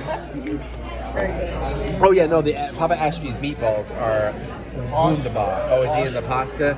And Mary's not a big red sauce fan. Keep that in mind, but seems to be digging it. Oh yeah. Not my favorite dish of the night. Well, and also because you're not a red sauce gal. All right, I'm gonna go pasta first. Let's see. But I haven't tried my wine yet. What do you say? What do you say? it's just like, red sauce is not my thing, but this is okay. And she likes the meatballs. So let's see what I say. Did I take a picture? I did not take a picture. I just reminded Dad. Too much wine. Yeah, too much deliciousness. But the meatballs are very good. The meatballs are very good. Much better than at the rehearsal. Much better than at a rehearsal dinner. Apparently they were a little oversalty and not. So, you know. Oversalted and undercooked. Oversalted and undercooked. At the rehearsal. At the rehearsal. Wait, no, we didn't have meatballs at the rehearsal. You mean at the wedding? At the wedding. Yeah. It looked cool. We had them somewhere. Yeah, my dish was That was at the awesome. way- There's a lot of people who complained at the way that their meatballs. I'm not gonna hear it. There's no this. You know what? This shouldn't even be in the vlog. I gotta keep it serious. But shut up. We don't say negative things. Honestly, I didn't get to have it. It looked cool. It smelled great. So, but again, you know, I mean, it's catering cooking, so sometimes it's harder to do. Oh fucking hell! That sauce. Yeah. Pretty much awesome. On the pasta. Oh, the butteriness of that pasta. Oh yeah. Oh wait, hold on. Wait, there's pork in here too. Wait, what is this pulled pork stuff? Where do you see pulled pork? In my dish, I see it. Yeah, pork shoulder. dude. I got a huge. You guys didn't apparently. Yeah, pork shoulder. No, I didn't. Look at this. I got a huge chunk of pork shoulder. Yeah, I got a little bit here. Oh my god, it is really. I got another chunk here. Oh, I got. That Oh, looks good. yeah, dude. Did you get any, Mary? I got a tiny little.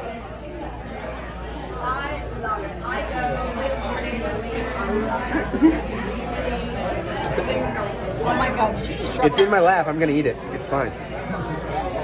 Because I love her. And holy shit, she needs to try that. I wouldn't do that for Dad. He's paying, but screw. No.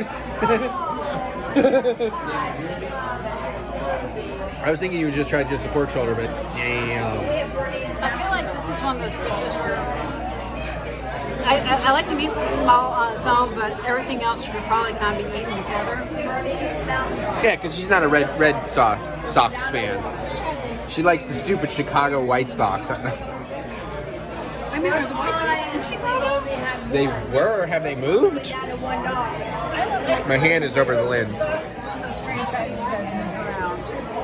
I'm pretty sure they're still the Chicago White Sox. I thought it's the Chicago Cubs. Well, there's them too, but Does Chicago have more than one team? probably Chicago's huge. Oh, okay. I thought you were like the Chicago team. I thought they were the Chicago Cyclocks. No, that doesn't work. This dish is amazing.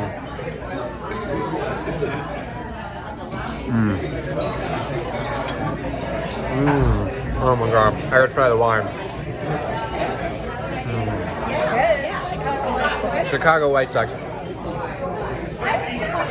That red sauce is, again, subtle. It's not more than it needs to be. It's not like I'm trying to make you notice me. It is like, I just want to be good. Very good. And that's what it's doing. But 2 and 3 are my favorites. Well, I gotta say, yeah, 1 and 3 are my favorites. But this is, and again, some of these dishes, the more you eat them, the more you want to beat them. But let's try the red wine. Oh, it smells good. I didn't even drink it yet, but it smells good. It hit my nose beautifully. It's much better with the pasta than it is on its own. Okay, well, I haven't tried it on its own. I'm trying it with the pasta.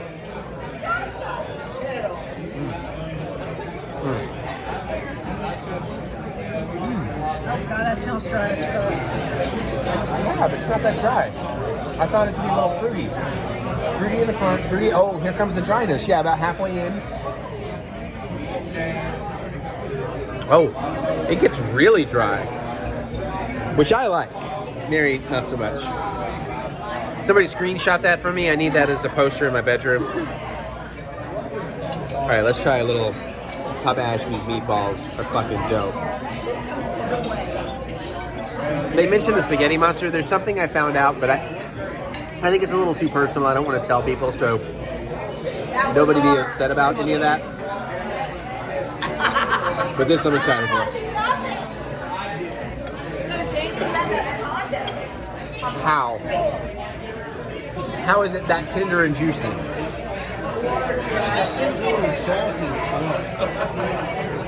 No, I got the right salt. I got the right salt in. I think people are just crazy and don't know what it's supposed to taste like. That's what I'm gonna go with. It's perfect to me, damn it. No, really, it is fucking perfect. All right, let me have a big bite of like meatball pasta sauce.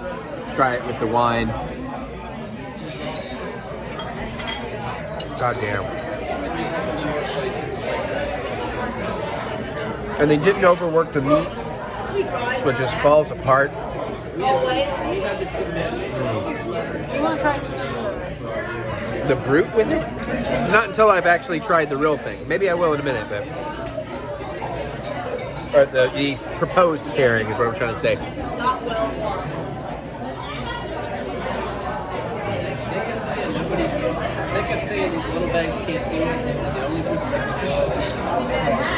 It's another one of those nice contrasting pairings.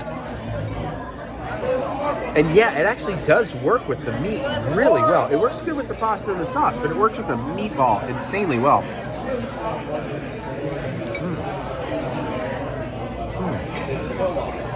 I'm trying to find words to verbalize it, but I'm not finding them. He just said, look in the dictionary. I'm looking at the dick right now. Oh, fuck, I did drop something on my shirt. What is that? It's like a Jason Crow dad joke. It's a Jason Crow dad joke. I don't know if Jason watches these, but love you, Jason. It's so funny. Danielle is Well, Mary's gonna sneeze. Oh man, I really like this. I really like this. All right, I should probably shut up and eat it. I didn't know this part of the vlog was gonna be like 40 minutes long. I'm gonna do that. I'm not gonna do it on camera. I'll tell them what I thought if I. No. She's handing me the white wine. The brute. But you do marinara, red sauce. You need red. I'll try to come. Oh my god, I had more of the pork shoulder. I'll come back with some thoughts. Thank you so much. We like to come out and give our chefs in front of us acknowledgement. Tonight I want to start out with a couple of guys that are pretty much behind the scenes that are the most important part of our restaurant. Need a real good round of applause for Chucky and Ruben.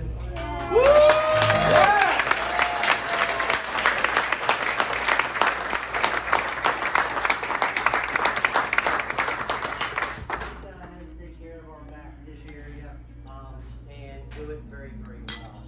For instance, imagine 5 courses for 60 people. That's that many plates somewhere. So they did over 800 plates. Woo! I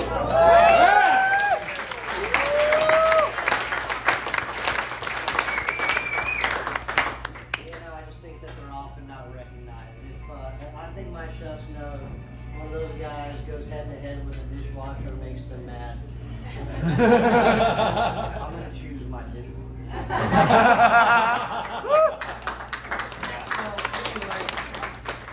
Thank you to my front of the house. You guys really keep things flowing out here.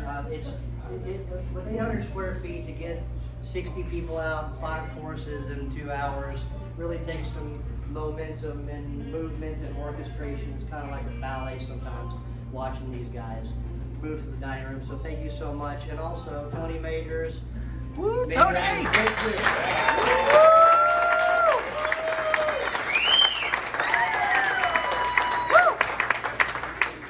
Everybody pulled out a huge effort today. Special thanks to Austin for sticking with tons and tons of spatula today.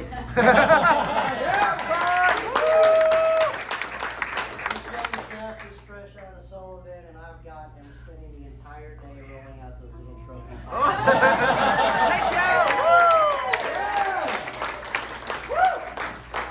Next up is Wild Game Dinner, November 30th. Ooh. Cody is joining us again. Oh, I mean. Let's do it again. Right now we have elk, crawfish, grape vignettes, rabbit, braised rabbit, frog, smoked and fried frog legs, and then rack of wild boar. And then Anthony's got some kind of brownie toffee poke cake we're going to be doing. What? Oh yeah! Woo, Anthony! Paired with red wines and more wines by Tony. Can't wait to see what you come up with. Well, we'll figure something out, I think. You'll be good. It'll be okay. It'll be something. If you like this, pasta night is now every Tuesday at Azur. Woo! Yeah. So the way this works is, we have a lot of regulars, like I've seen you guys at every one of these dinner. Our neighborhood folks, $25 you get to come in, nice Caesar salad, a pasta that's handmade, nice handmade sauce that day. We're gonna probably go through all these pastas again, all 20. Yeah! Ooh, all right. All the pasta, Caesar salad, comes with a glass of red or white Taco wine, Tuesday is 25 dead. Yeah. Sorry, Come back to Maurice. these every Tuesday for that. This is just a nice little weekday meal to give you guys some fun. That's what's going on in Azur. Please tune in to Food News and Choose on Saturday mornings at 1 p.m. for our radio program, and also we have a podcast available wherever you find podcasts. Everywhere. Woo! They're there. They exist. You'll hear all about these dinners. If you're not a rewards member, sign up tonight. You just need your phone number, email address, firstborn. No, just a few things. Sign up. No. Sign up. And such. So, we'll bug you, we'll blow you up. You guys are our heroes. We're happy to be here after the past few years. And we're strong. So, Awesome.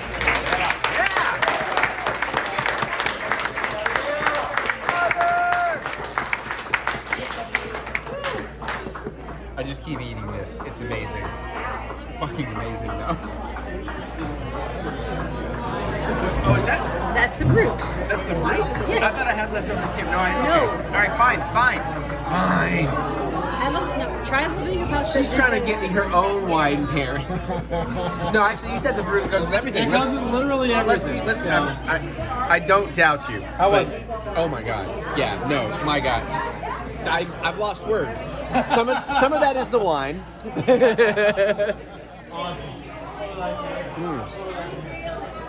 Thank you, Tony. God, that is a really good brew. She's not wrong. It's a really good brew. Yeah, that's one of the best brews I've had. Here, Mary, do your job. Do your job.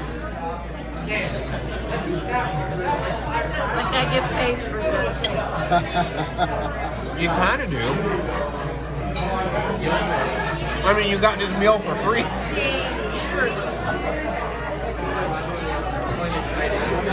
Is it free if she puts up with you? You were right, Mary. That is awesome. Yeah, it's free because she puts up with me. That's what he said. That's what she's. No, what? She said. He said. She. Fuck. I don't care. I got pasta. All right, we are to dessert. That last dish, and Mary was right, by the way. The brute, and again, Tony said that brute would pair with everything, but Mary was right. That brute hit with that red beautifully. But here's this dessert that is like, what is it? It's wine and egg and sugar, making kind of a custard. And it looks fantastic. We got Frangelico, which is a hazelnut liqueur, if you're not familiar. Mary got her $10 pour. Ours are the $5 pour because we did the blah, blah, blahs. But I'm excited to try this. I'll show you as soon as I do. All right, let's give this a go. I has a spoon. Spoon pin. Pin spoon? Pin. Should I have done pineapple? Pineapple's you know, I don't even know anymore. Let me try this wine, sugar, egg. This is a gross joke. I'm not going to make it.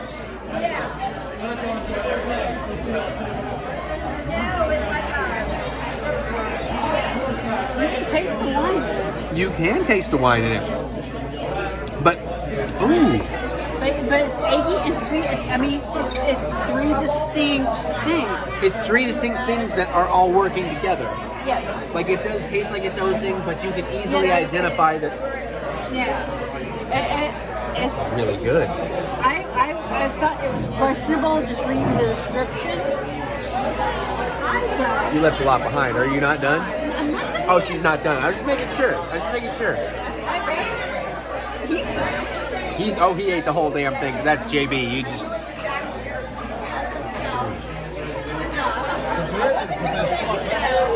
The what is? The bread. I'm excited to try that bread. Yeah, the bread looks really good. But for those of you that know, then you know. As much as I'm loving this, I'm very much having Dead Alive flashbacks, so it's freaking me out a little bit. Dead Alive? Do you remember Peter Jackson's Dead Alive? Yeah, vaguely. Do you remember how, like, the nerdy dude, like his mom, like... The beach volleyball game? No. Not the beach volleyball game, but points. How his mom was kind of turning, and he was trying to, like, keep polite society going. And she has her, like, fancy society people over because they want to, like, put her garden in a magazine. So he's trying to make it happen, and they're all sitting around having a custard. You remember that at all? No. Do you remember her ear falls off with pink pus into her custard and she eats it? No, I don't remember that. Sounds entertaining, though. I think he's excited. I told him after he ate his custard. All right, I gotta eat. Frangelico. He loves the Frangelico. Yeah, that's just good, man. Vlog. Okay, hold on. I just realized this is gonna pair insanely well with the Frangelico. I just took a big bite of custard and that bread. That bread is amazing. Hold on, let me do this.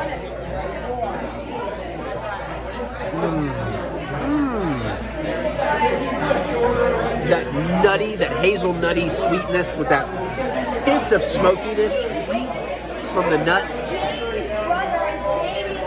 Paired with this custard and this sweet bread. Holy, it's not sweet bread. I shouldn't call it that. That's something different. Wow.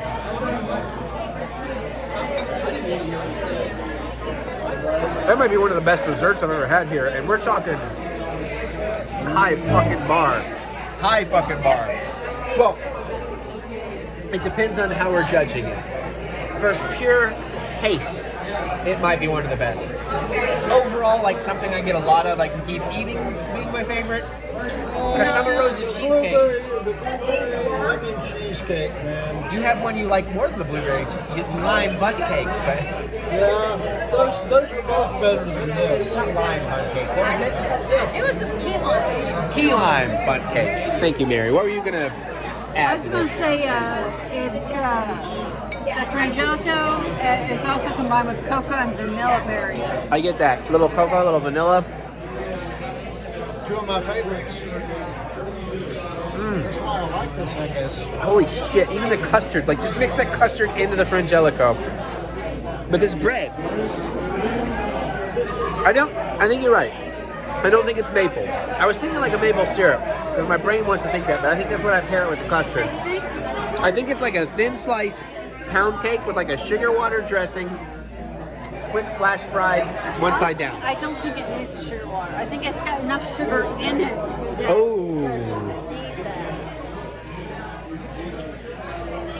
So it's just. Sorry, I'm Han Solo basically pointing. It's just toasted. I think you're right. She's right.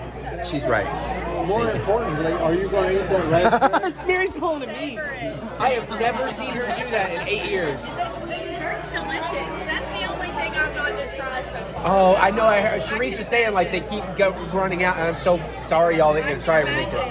Everything was But great. yeah, this is fantastic. The meatball style and that one. Yeah. Yeah, that's probably I think I got to try that one.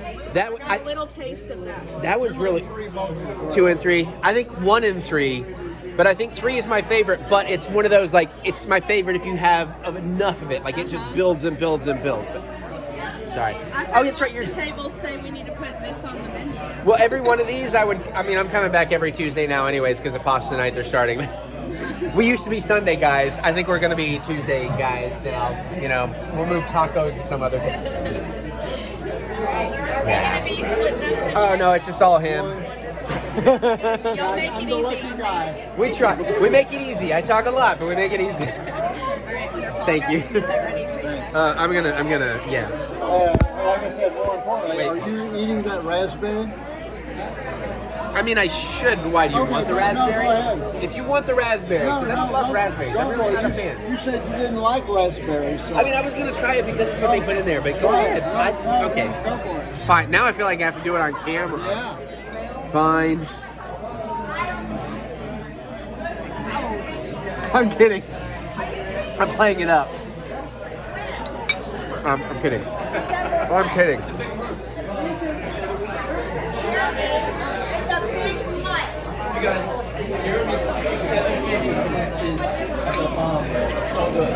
Didn't like it? He's deciding. Well, they had to get more custard, so that's why I wondered. Sometimes you have to rebalance things. Oh, either. With the balance of the custard, I like it. Without, I don't, because my original bite had just the tiniest bit of custard. It was mostly the raspberry. Initial bite, fine. Middle, I'm like, yeah, I just don't like raspberries. But then with enough custard, I want to try a blueberry, and then you can have the other one. I don't like blueberries that much Blueberries either. are okay, but raspberries are better. Blackberries are even better.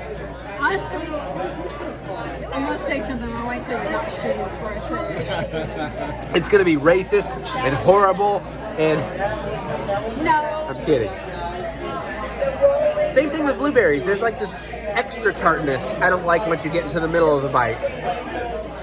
I don't hate it, but I'm like, eh. With the custard and the bread. Well, all right, she wants to tell me something. I need to put this camera down. Black Panther, Wakanda Forever.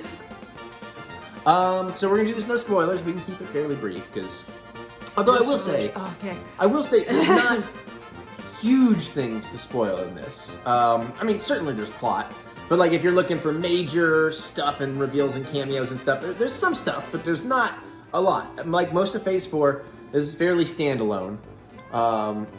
You know, which it should be. And just real quick, let me vent, because a lot of people keep bitching about Phase 4 is just garbage. It's so boring and slow and dumb again. It's like, y'all, it's a fucking roller coaster, all right? We built all the way up to Endgame, and the Endgame was like, wow! You know, the thrill. That was the thrill of, and now we got to take some of those small hills and valleys again as we start building up to, you know, the next big thing. So phase 4, I think a lot of people, what they're not understanding is it's like going back to phase 1 again. It's all resetting up everything from scratch, basically. Yeah. And I'm cool with that. With that said, Black Panther 2, obviously the loss of Chadwick Boseman, which does play into the movie very respectfully. Yeah. And very beautifully. And I do love the way they do this in the movie, not details, but they do it in a way where they're clearly talking about the character of T'Challa, but also the actors are really talking about their friend Chadwick at the same time. Without like breaking, it doesn't take you out of the movie, you just, it does have that extra weight for that. And I appreciate that. And it was very emotional. Yeah. It starts off really, really good before moving on to being its own movie.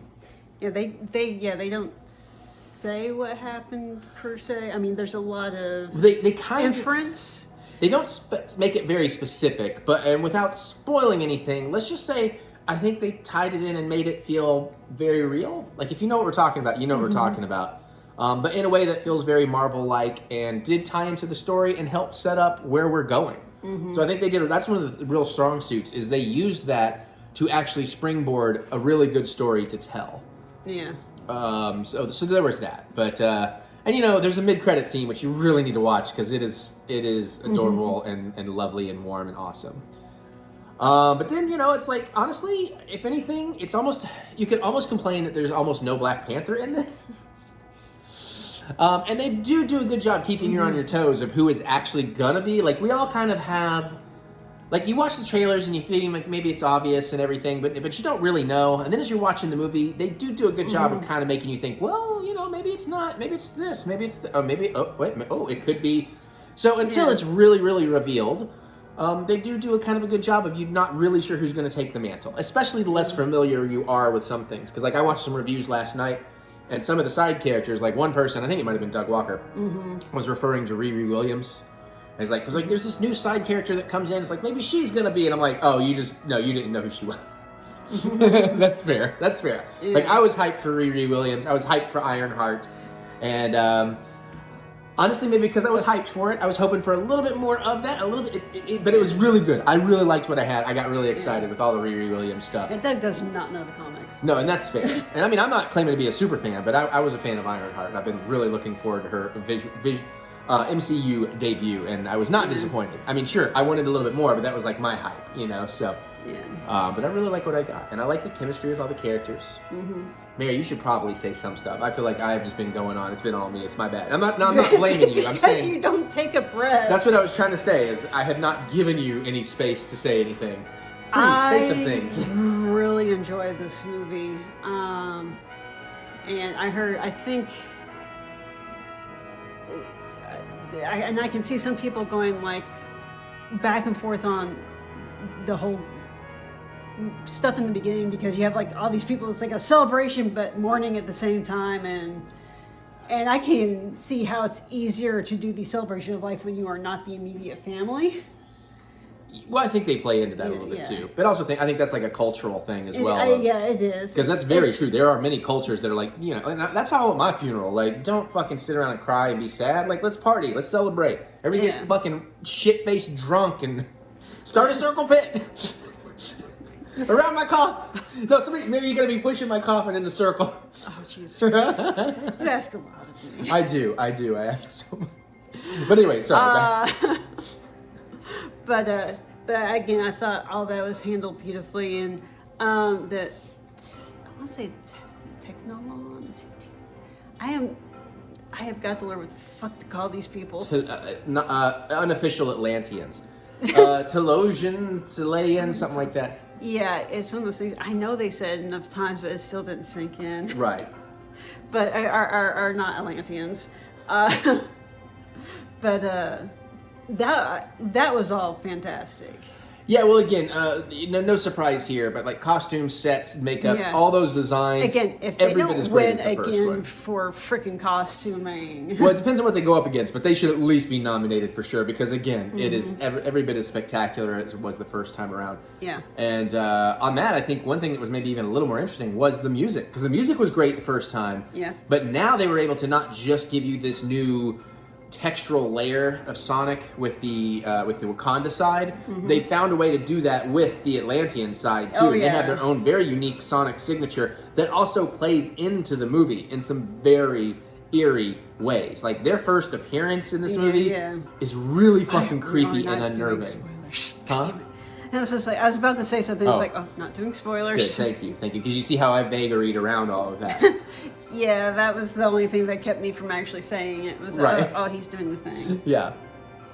But that was amazing. And then like when you, I mean, you see it in trailers, so it's not a spoiler, but when you go to their world, like, it made me excited for Avatar.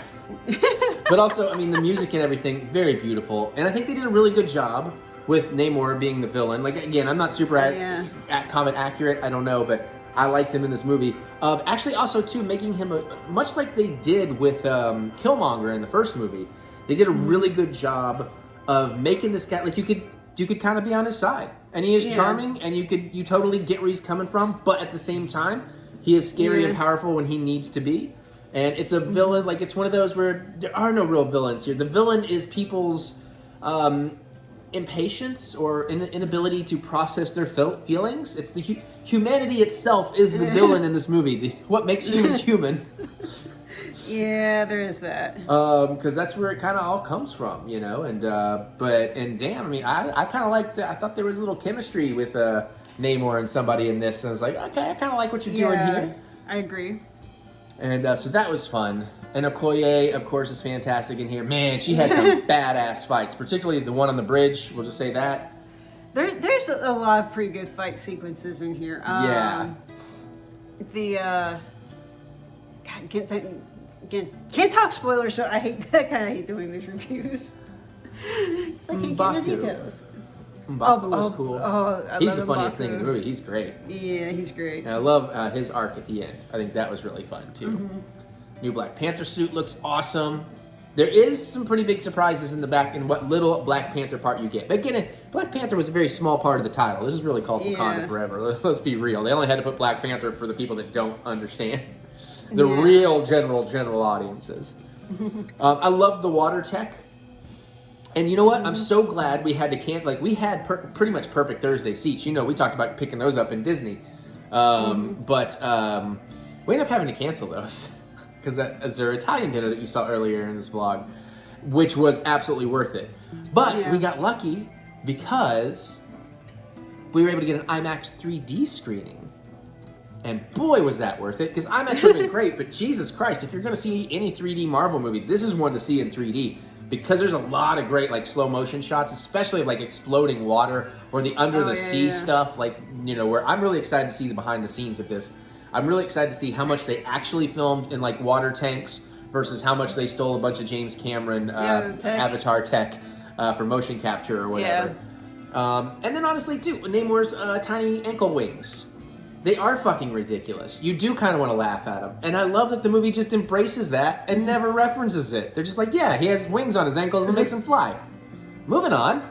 Actually, they do kind of reference it in how they explain it. Well, not, I mean, like, no reference in terms of, like, no one's making fun of it. There's not, I don't even recall, like, a single line where, like, he's got ankles on his, or wings on his ankle. Like, no one even, you know, kind of had that little, kind of, you almost expect in a Marvel movie jab kind of joke, so. No, I think there's this, and there were wings on his ankles. Because they did describe his appearance, and they're going, like, the fuck is this? Yep. The powerhouse Angela Bassett is fantastic in this. I really like, I can't quite get her name, but who played Shuri? Shuri. Oh God, I can't think of her I want to say name. Letitia Wright. I feel like I'm almost saying it right, but I'm off by like one syllable. I don't know, man. Anyways, she was really, really good. She pretty much had to kind of carry this movie, and she did a really good job with it. I cared about her grief, but it was never too much of like, oh my God, get over it already. You know what I mean? Yeah. Like, because that is a tough line to walk, because I'm that kind of guy. Like, I'm an empath to a degree. I have to cut myself off at some point because I only want to feel so bad for other people for so long. So, like, if you're just going to be mopey the whole time, you can get on my nerves after a little while, but... you know, even if I understand it, I could still be like, oh, Jesus, I don't want to be around this person anymore. They're just always sad. Like, I get it, but God damn. Like, I don't want to, you know, I'm So I thought she did a really good job.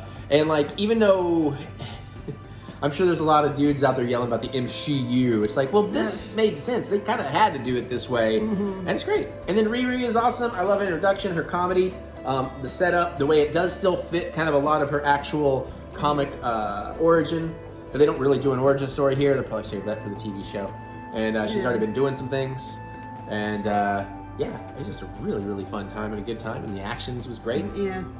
Yeah, I think Marvel has perfected the art of introducing characters in advance. Yeah, just bringing them in small ways, then big ways, and then giving them something bigger to go for. Yeah. Yeah, and then I will say the big finale battle is definitely a little bit more Marvel, a little bit more CG. Still really good.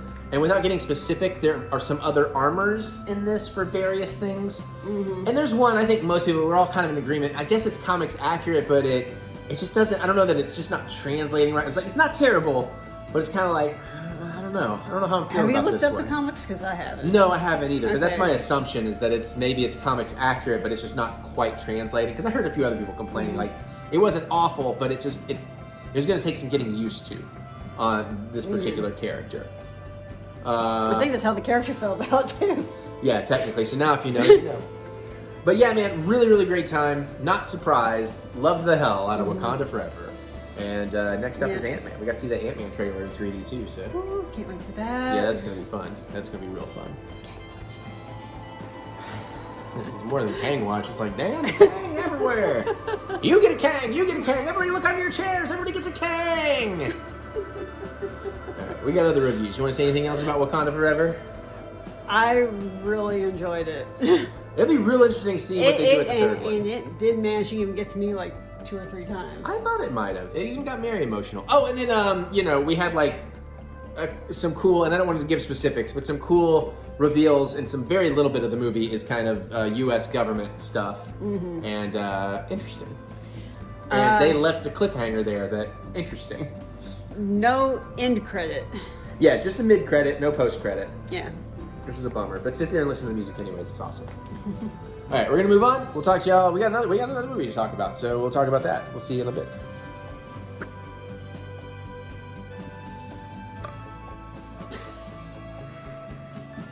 That's a baby butt. We watched See How They Run. No spoilers. Really wanted to see this in the theater. It's Sam Rockwell. Basically, there's an Agatha Christie play. It's set in that era, and there's an actual Agatha Christie style murder that happens at that play. And then Sam Rockwell is the drunken detective sent in to solve it with his new to the force, overachieving but adorable Saoirse Ronan. Saoirse. Anyways, really wanted to see it, but then honeymoon happened, and you know it came and went while we were on honeymoon. And now it's on HBO Max. And you know what? It's a really good time. It's fun and cute. Yeah, I had a real blast with this. And I like these kind of things. And it wasn't quite vaudeville, but I mean, it has that kind of energy going through it, a little vaudevillian.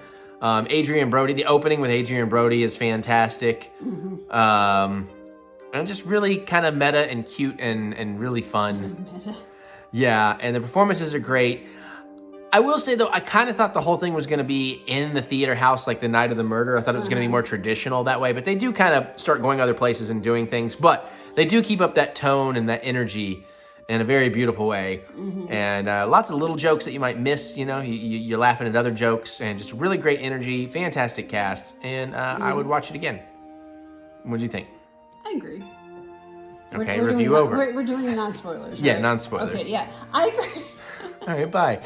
No, but I mean, yeah, pacing is really solid. It doesn't drag. It's not really boring. You do kind of have to even pay close attention because, you know, the dialogue does move at that more vaudevillian clip, so it is a lot faster. I'd say farce than vaudevillian, but... Yeah, it's got that slamming door farce thing going on, too. But, I mean, I'm saying it has that, like, kind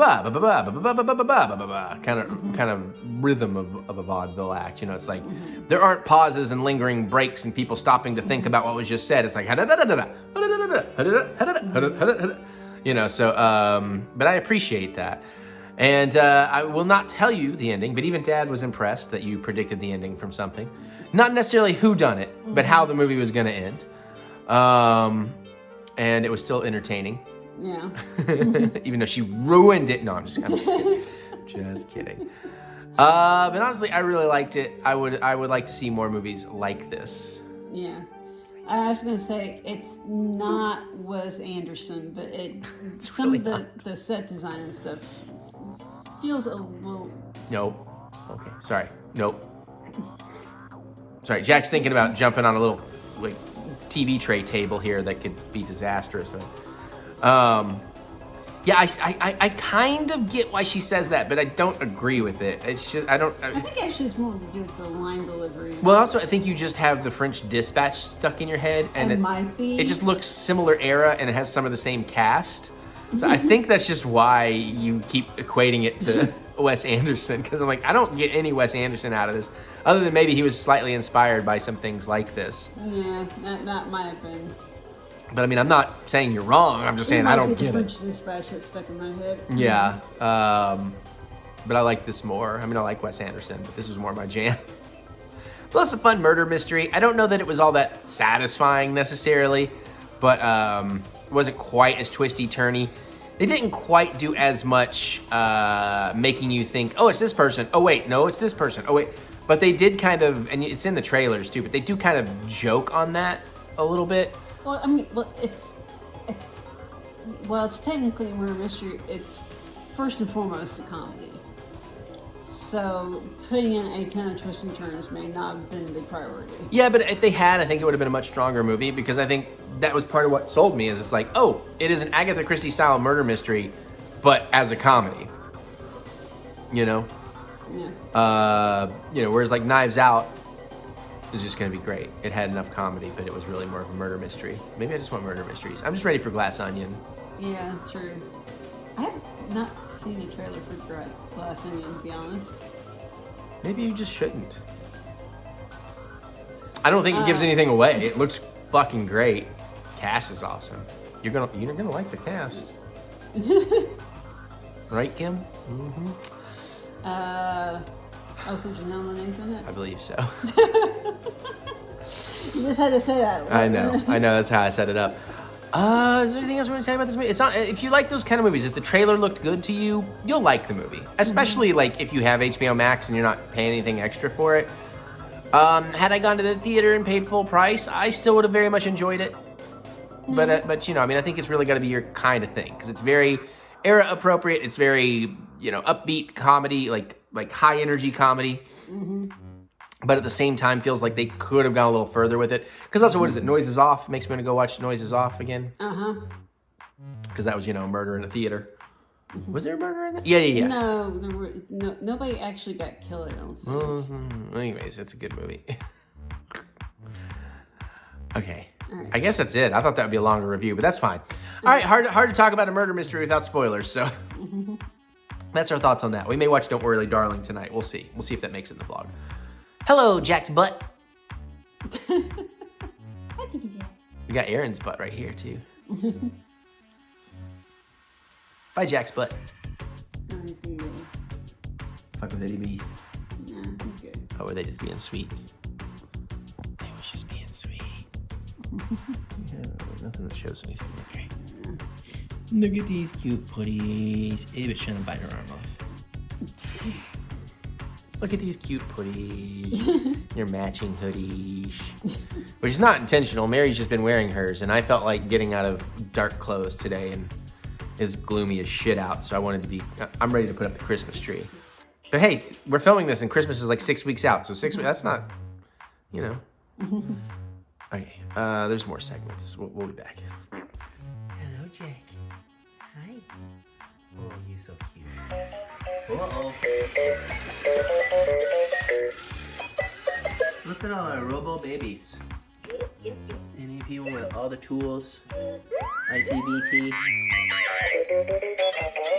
AARN. JKJK. Jack, Aaron, Anybit, Napoleon. There he's hitting all the buttons back.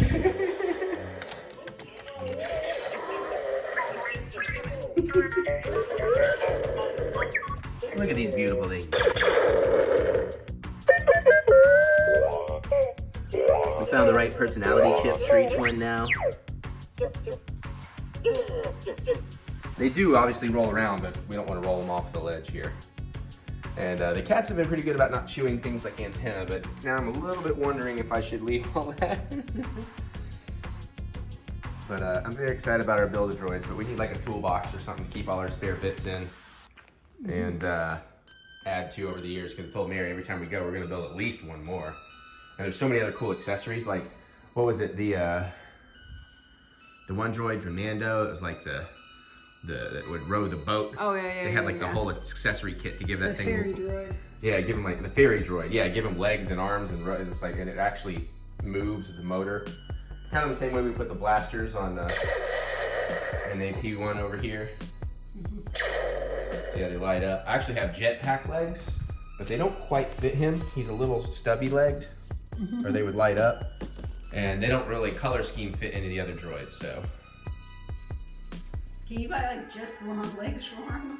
I don't think you can buy legs. We may have to like occasionally build random ass droids just to get the parts we might want to swap around on other guys. Because they don't really sell parts, I don't think. But these are pretty cool, man. And it's a really fun experience to go build them.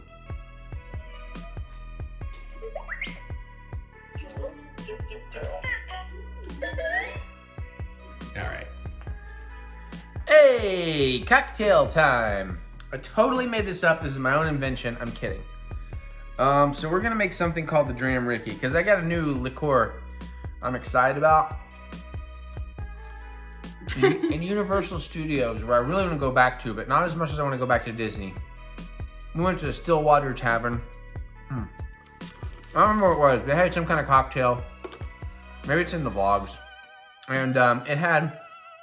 Have you like tried checking their menu online? I don't know. It had a thing on it that I think was actually called pimento bitters, and I was like, what? Because you think pimento cheese, and it didn't sound like it'd be a cheesy drink.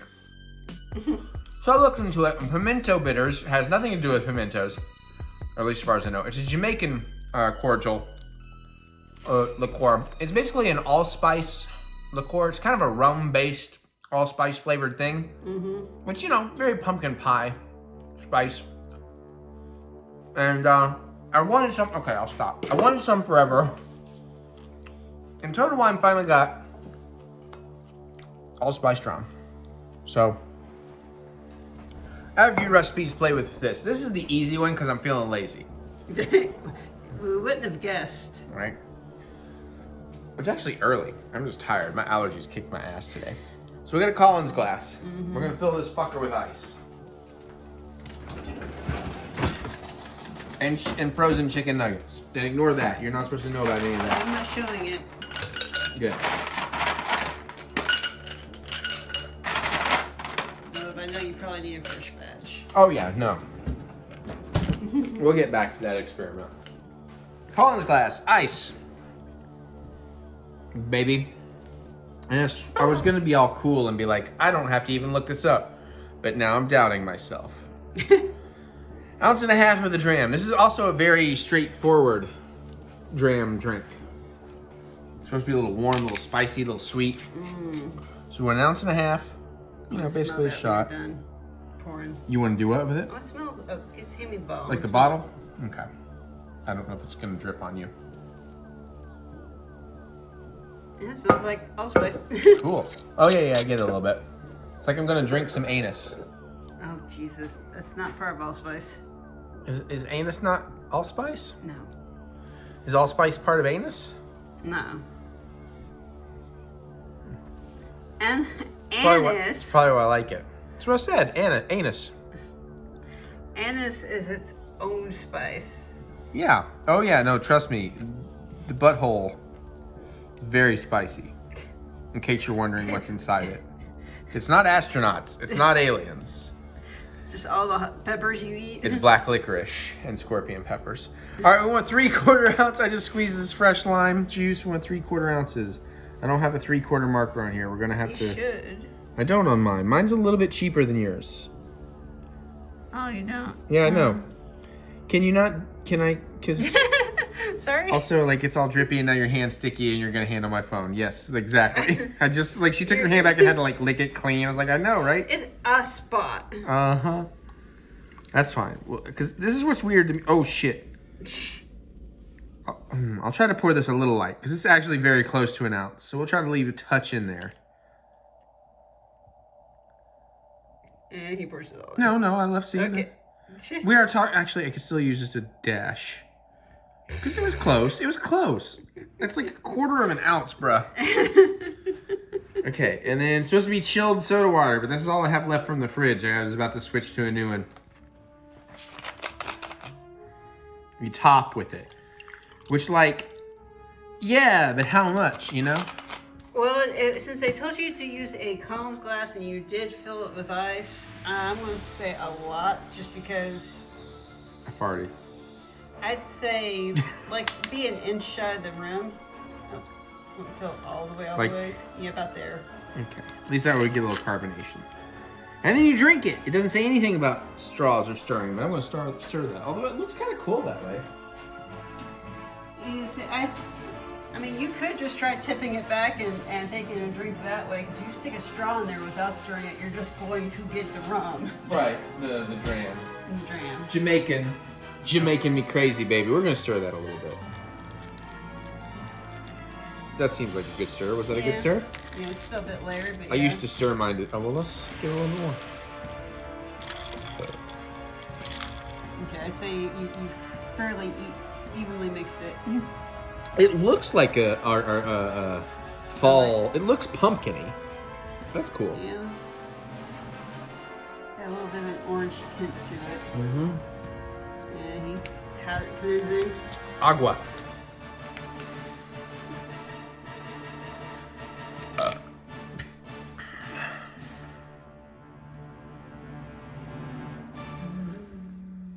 Smells interesting. Like it's honestly, it's the combination of lime and allspice that has me a little like, okay.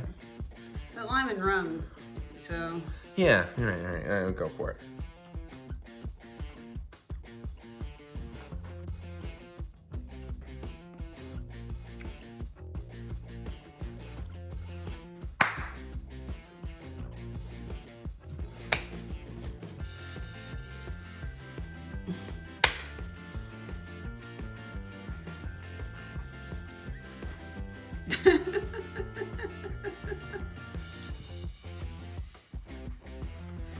After all that dancing around, I was waiting for you to go, it sucks.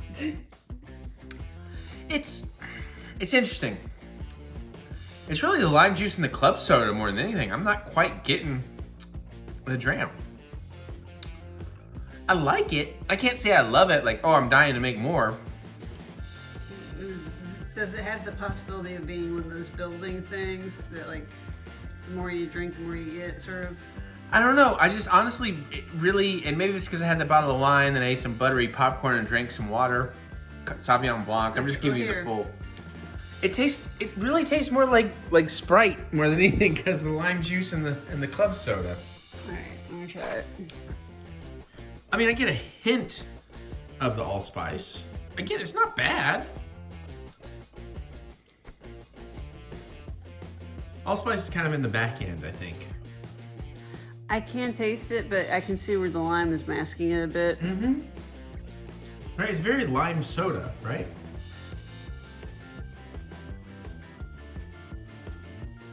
Sure. Yeah, it's not as strong, so there's a possibility that maybe we did use too much club soda. Well, that was me doing the... Well, the thing is, it told you to use a Collins glass, right? No, I know. And again, it's good. I would drink the hell out of this. Somebody's offering them at a bar, like, yeah, I'll fucking take a Dram Ricky or Ricky Dram or whatever, but... It's a much lighter, refreshing drink than I was expecting. Because allspice isn't something I would necessarily call refreshing. Right. I agree. It's cozy. Mm-hmm. Yeah. But not refreshing. I agree. It's more like a warm embrace. Mm-hmm. And this is definitely more of a islandy Jamaica drink. Like, we go to Wild Orchid Secrets if they don't suck anymore. I'd be excited about this. Be like, yeah, I'll have that. That's really good. Give me more of those. Yeah. Well, Wild Orchid Secrets Jamaica, when they didn't suck, was it's where I discovered my love of Caprioscas. Yeah. Caprahinis I probably like more now that I'm into rum too, but Caprioscas is where it's at. Strawberry Caprioscas are okay, but So, I mean, that Don't hate might it, be but- an easy drink to chug. no, you're right. It's a very easy drink to chug. Look at this framing I'm doing. I'm so good at this framing. It's not at all because I'm literally looking at the reflection of the screen in the window to see that I actually have both of us in the shot. I mean, shh, movie magic. I'm just really good. All right, there's your cocktail. Okay. Maybe we'll do other allspice things. Like there's like a hot buttered rum and yeah, then there's like a tequila thing that sounds really good, and there's like a sour, an allspice sour, which sounds amazing, but there's like 1,000 ingredients. So we'll try playing with those soon. I'm glad I got some allspice Dram though. That shit's good. Yeah. Now, hot butter rum is like super old school. Oh yeah. No, I know. And then maybe this, I wonder if this is part of butterbeer. We got to figure out butterbeer for reasons. I think we got the. Did we get the alcoholic or the non-alcoholic? No, I don't. We didn't. Yeah, we had non-alcoholic. They didn't have alcoholic at that time, or we didn't want. I don't know. I want to go back to there. I especially want to go back to Disney. I'm not like in a hardcore, Disney mood or anything, and then I'm not at all like in a hardcore. Let's go, what a date! That's not the words. How do I not know the words? What's the words? Wow, you would think I've driven her crazy enough with it. I kind of block it out. Let's go. No. Nothing can stop us now. Nothing can stop us now. I'll tell you how. We're gonna make it happen. Let's go for a ride. We'll go down to the countryside. That's not right. Look at those cuties holding hands.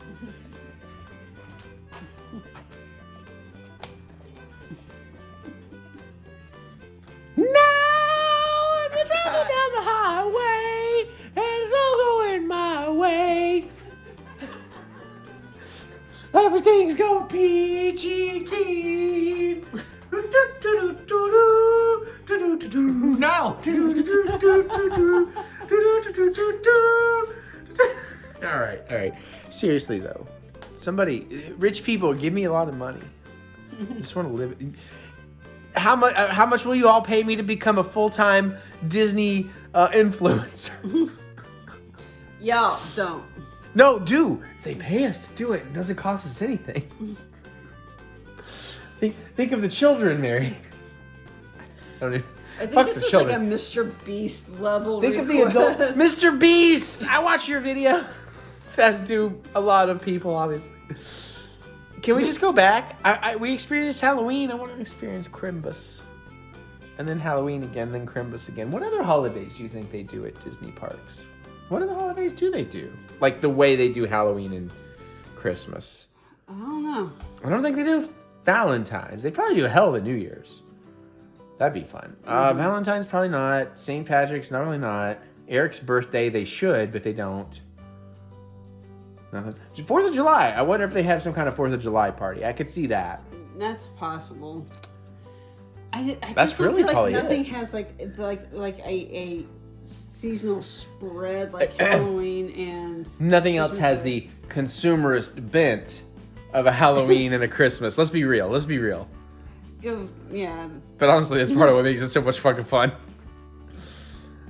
Do y'all know? Comment. What do you think? That's your shopaholic. I need more lightsabers. I gotta build so many more lightsabers. Yes. Oh, and my costume's getting cooler. Oh, we'll go back to the hotel a bunch. I started rewatching. This has nothing to do with the drink segment, so maybe people will skip it. I started rewatching our honeymoon vlogs, particularly the Star Wars stuff, and where I started crying in the vlog, it made me cry watching it because I was re-experiencing it. It's really cute. I want to go back. Doc, Marty, we gotta go back. It's your kids, Mary. It's about your kids. What? The furry ones. Or me. I'm not sure which way we want to go with that. All right, fuck. I'm gonna finish that drink and edit and give her a Stone Cold Stunner. All right, well, there you go. That is the vlog for this week. I hope you had a good time. I did. I had a good week. And honestly, I even went to the Mutant Fam meetup, and I swear I meant to shoot a bunch of footage there. Didn't shoot anything. I was having too much a good time hanging out with about, I don't know what, 15, 20 other local mutants. Like, shout out to Joe, coming from, I think, Atlanta, somewhere like that. Joe's awesome. Of course, you know, run by Kendra. Thank you, Kendra. And Missing Reels, Matt was out there. I got to hang out with Chad and Mandy again, some locals I love. And of course, you know, Keith Kev, and met a guy named Doc, who's a Mutant Fan, and just found out about us. Gave some good recommendations to a new guy that doesn't even know Joe Bob, but he's part of the family because you could tell he was very cool. And just a whole bunch of other cool motherfuckers. So it was a great time. I'm sorry I didn't film any of it. Hopefully there's another meetup in February. Hopefully I'll do it. But there's just too much fun. I'm just enjoying myself. So I really had a fun week. Now we're going into another busy week as I film this. And then I got to get ready for Thanksgiving after that. So, but I have to start on the new EP this weekend. That's my plan. Gotta get down basic tracks and at least try to get the drum tracks knocked out.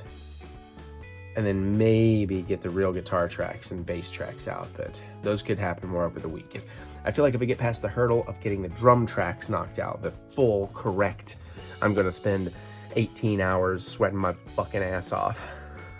Especially because I'm out of practice. You know, not as out of practice as I have been, but I haven't really played a lot of my drums since, you know, last year's EP. Anyways, gotta get it done. Okay. Thank you, everybody. Comment below. What do you think? What are you excited for? I'm loving God of War Ragnarok, by the way. That's what I'm gonna go do when I'm done with this. Story's not as strong as the last one. Everything else is great. Looks amazing on a PS5. Signed up for the PS5 rewards program. If you don't know about that, that's new. You won't see it on the console. You have to either use the app or go like to your online account.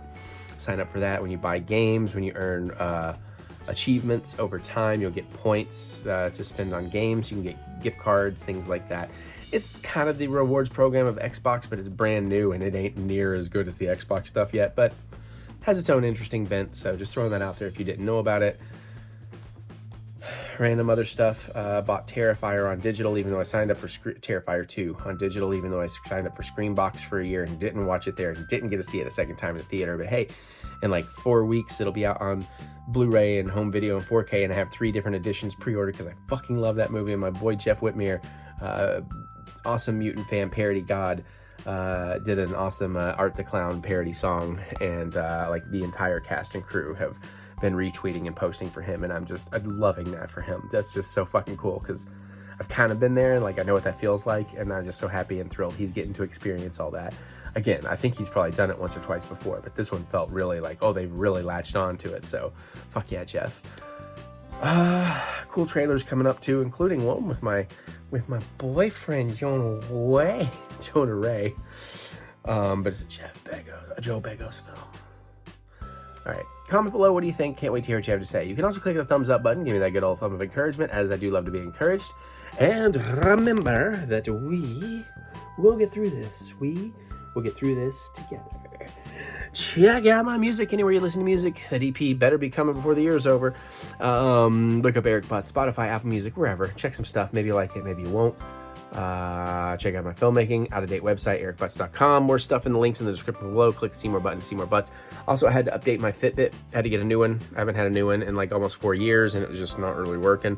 So now I'm on the Sense 3, in case you're wondering. I caught it on Black Friday. It's normally a $300 step tracker. It's not a brag. Here's the brag. The brag isn't that I bought a $300 step tracker. It's that I managed to catch it when it was on a Black Friday deal for $100 off. And then I had another $10 gift card and a $10 certificate. So we got $120 off this fucker. And it's like, I really didn't want to spend that money on something practical, but I did. And you know what? I'm glad, because it's pretty cool. Tracks my skin temperature. That's like the one upgrade on this one. That's kind of interesting. Especially because I run very hot and I'm cold. I'm yes and I'm no. All right, I'm gonna go. I love you all. I'll talk to you later. Bye. Kiss Yuki. Everybody kiss the Yuki. Oh, wait, fuck. Come on, t-shirt. Come on, t-shirt. We're gonna do this. Here we go. Nope, that's still shitty. Nope, that's worse. Okay, come on, shirt. Oh, there we go. Everybody kiss the Yuki.